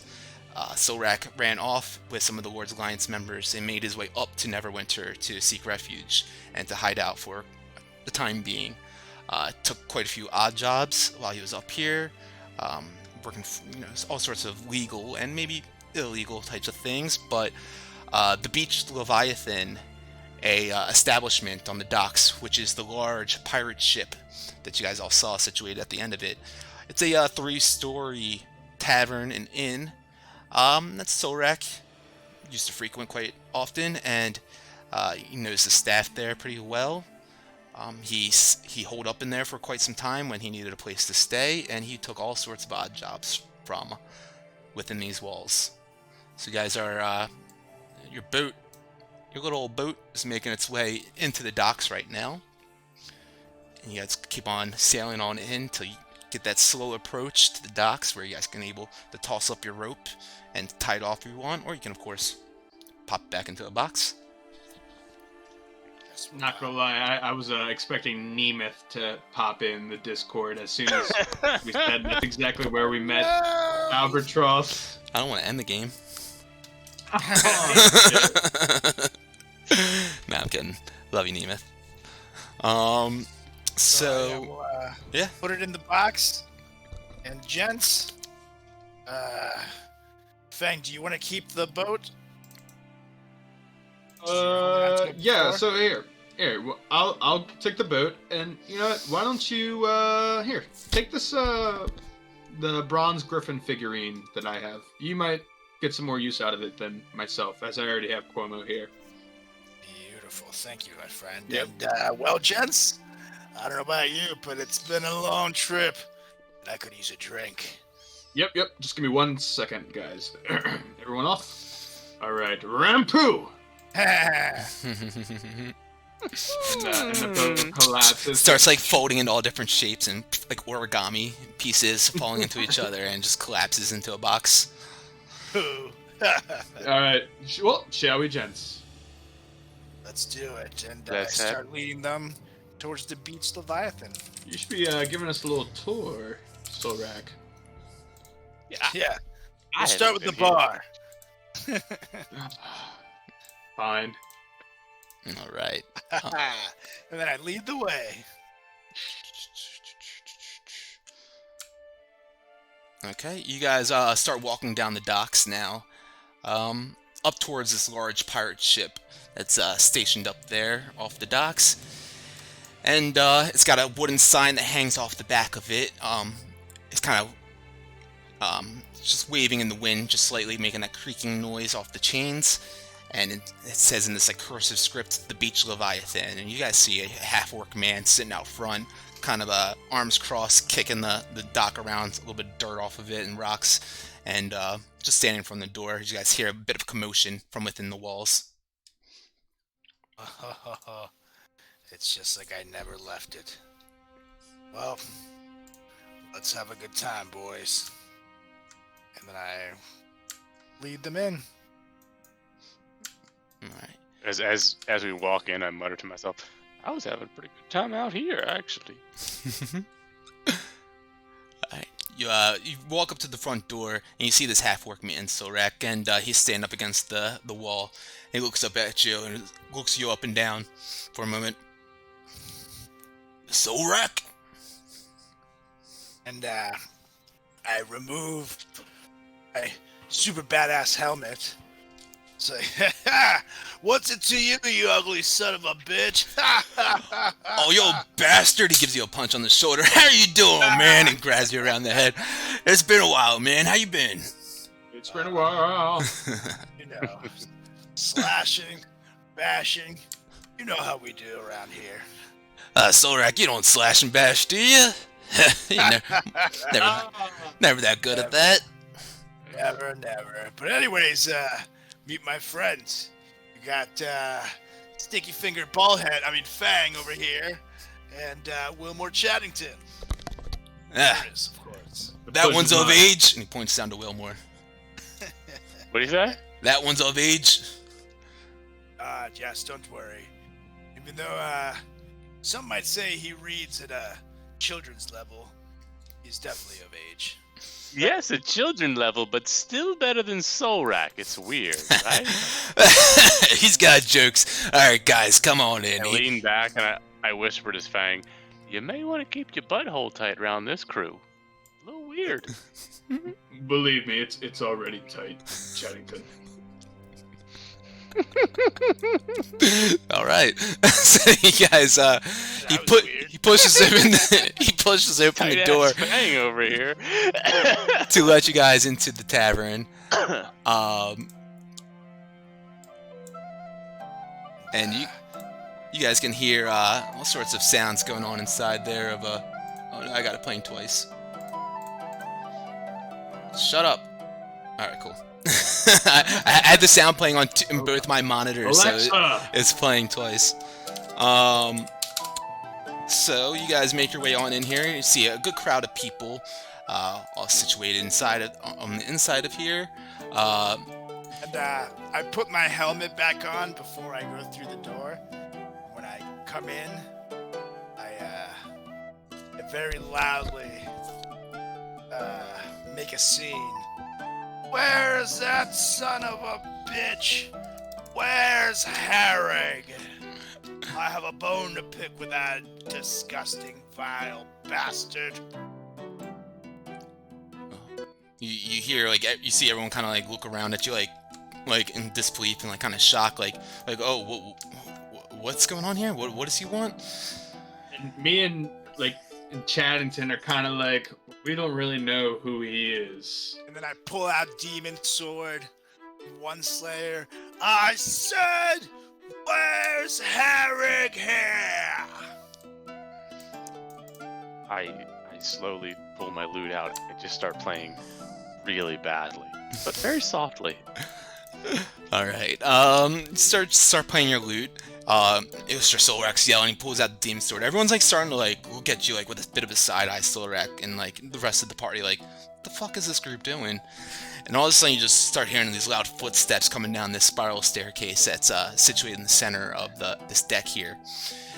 And you guys see this old human man, gray hair, silver fox. He's got a gray beard and everything, coming down all sorts of he's wearing a pirate's captain outfit. And you guys look around, you notice the whole place is decorated nautical themed items. There's ropes and anchors and steering wheels and fish nets hanging off the walls and everything. There's pictures of the captain holding a fish, a painting drawn next to him. He's smiling real big, he's got a champion fish and everything. And this comes down the stairs, says, "Oi, who's calling for the captain?" And I turn over and I point my demon sword at him. It's you. You see I'm gonna just ready myself right now.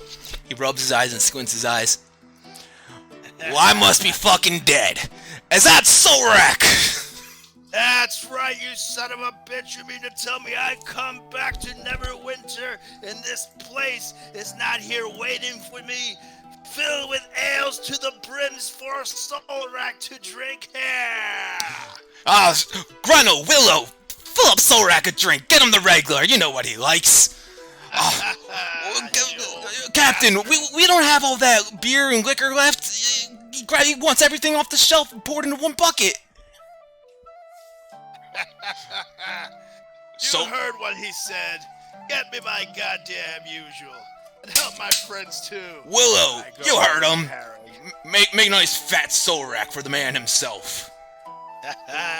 How are you, you old son of a bitch? And I put my swords away and give him a hug. Yeah, as soon as you put the swords down, he wraps his arms around you and gives you a nice big hug. "Oh, chap, it's great to see you again. It's great to see you. You look a little battle-worn, if I'm honest with you. You look like you've seen better days. Looking tough though, fit." Well, thank you, and Let's just say we've had some fun over these past few fortnights. But everything's good, my friend. Everything's good. I'm glad to be alive. How are you? How are things around here? It's kind of like gestures grandly around him. Same old, doing all right. Captain steering, keeping the ship afloat here. You know it. Why don't you guys go ahead and pop a seat over here? Get you something fixed up. You got it. And I went over to my Francis Stews. I'm thoroughly confused, just plucking up my guitar, talking to Fang. Do you think this is a safe place for us to be? People still looking at us? Yeah, you guys look around, and it looks like a rough kind of crowd in here. And they are kind of looking at you. There's like, it's a little seedy in here. Like, you know, you can see like there's a couple of like holes in the wall, not like punch holes or anything, but just like cracks where you can see a little bit of the light like shining through it, and you know, cobwebs in a couple of the corners, and a couple of people just looking at you with these mean side eyes, but kind of like keeping to themselves, but definitely kind of seedy. I'm gonna take a look over at them and see if they look concerned. And say, well, what are you waiting for? For your dresses to fall off? Come on over! And I call them back over to my table. I whisper to Fang, I think that was mildly sexist. A little bit. I hate all this attention right now. What a odd entrance.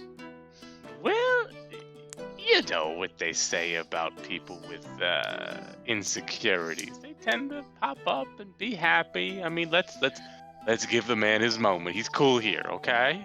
I walk over and go, Solrak! Solrak, who's your friends? This little one right here is Wilmore Chattington.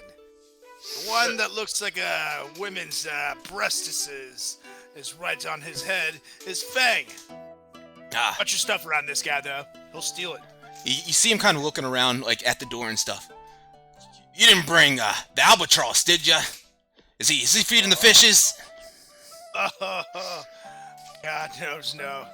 I'm not gonna bring that bad luck around here. Yeah, here's a ballast. Ballast if I've ever seen one. That's right. Last time we saw, old Albert, let's just say, he was up to his usual tricks. And by drinks, he means mild alcoholism.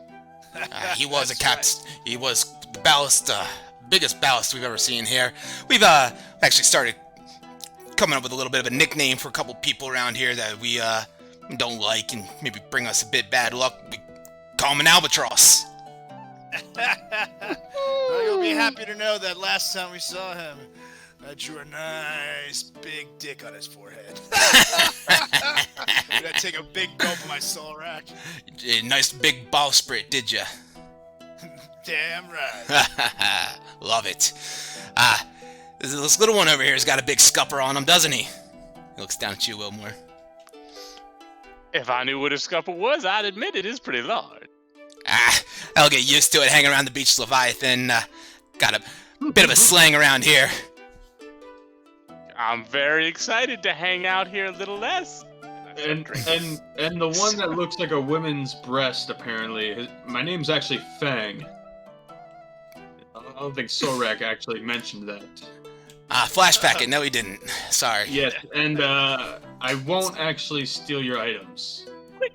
Quick question for Fair you, warning. Jeffrey. Only if you How die. do you know Sorak? Well, good old Sorak came in here with looking for a job or two. He needed a place to stay. A little rough for his wear. Old captain gave him a job. Told him to scrub the deck. That was very nice of you, Jacob. It's not my name. It's Captain. All right, Captain Jack.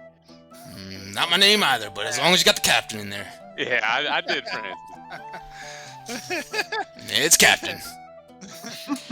All right, David. See him just grab him by the back of the neck. One more fucking time, and you boys are out of here. Sorak, you can stay, but he's got to stay, or he's got to go. I cast suggestion. All right, David. Just kind of looks at you. Yeah. Well, I guess I'll get you boys a drink.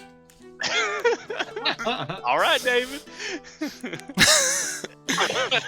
He walks away, and you see him yell to the barmaids behind the bar. He goes, "Hey mates, get him what do you want? You want something strong? You want one of the beach leviathans, the liquid courage, our specialty?" I love a special. And I whisper over to the captain. I say, "Hey, you don't have to put up with this disrespect. You know what to give him." Oh, I set him off. you okay, sure. I go, yeah, David. Willow, extra spicy. You see him. Chat. And add 1 water, please. Water. We're floating on the water. You just go outside. Yeah, I've been told to do that before, and I found out that the barkeep was just being sarcastic. So I will take a water that you get from behind the bar this time. He's getting smart. Yeah. Got a noggin on you. Gotta give you that. Shiny, but you got a noggin. See him. Willow. Fresh H2O. Get you guys all your assorted drinks, and you guys all sit down. Put them all around you. It's 11 o'clock right now. I don't know if you guys want to. Probably won't get too much further than you guys being in the bar right now. So you guys all get your drinks. You meet up with the captain, and he lets you guys, or he says to Silrak, "You got to fill me in on some of them stories since you've been on the road. You went down to help out old Gundren at Fandolin, and I haven't seen you since." Don't worry, my friend. And I pull up a stool for him to join us. We got plenty of time. And I've got plenty to drink. Certainly do, buddy. It's good to have you back. And Good to be back, my friend. he lifts up a mug and he cheers your big old bucket of Solrak. And you guys kick one back real quick. And that's where we'll go ahead and call it a night with that. All right, David. Rolled a 10, you bastard. You're David for the next 8 hours. Awesome. Oh, good job, guys, helping out the good folk of the Ice Wolf tribe with their full-on Yeti problem after they were invading their campsite in their village. Said your ways and goodbyes to Chocopee and sailed on down the Sword Coast down to Neverwinter, where you guys have now safely made it there to the Beach Leviathan, getting a little bit of Solrak's former friends and colleagues, and a little bit of his old stomping grounds, if you will. So, thank you guys for joining me tonight and having a great game. That was a lot of fun. Love it. That was good. Thank you, chat, for chatting it up, and I love all the conversing we have going on in there. It's great. Thank you, Jeff Greenspan, for the theme song. No game this weekend. So catch you guys on the Flippy Floppy next weekend probably, or the following week. But with that said, thank you guys again, and watch out for those goblins under the stairs. Have a good night. Love it. Peace. Later, Gators.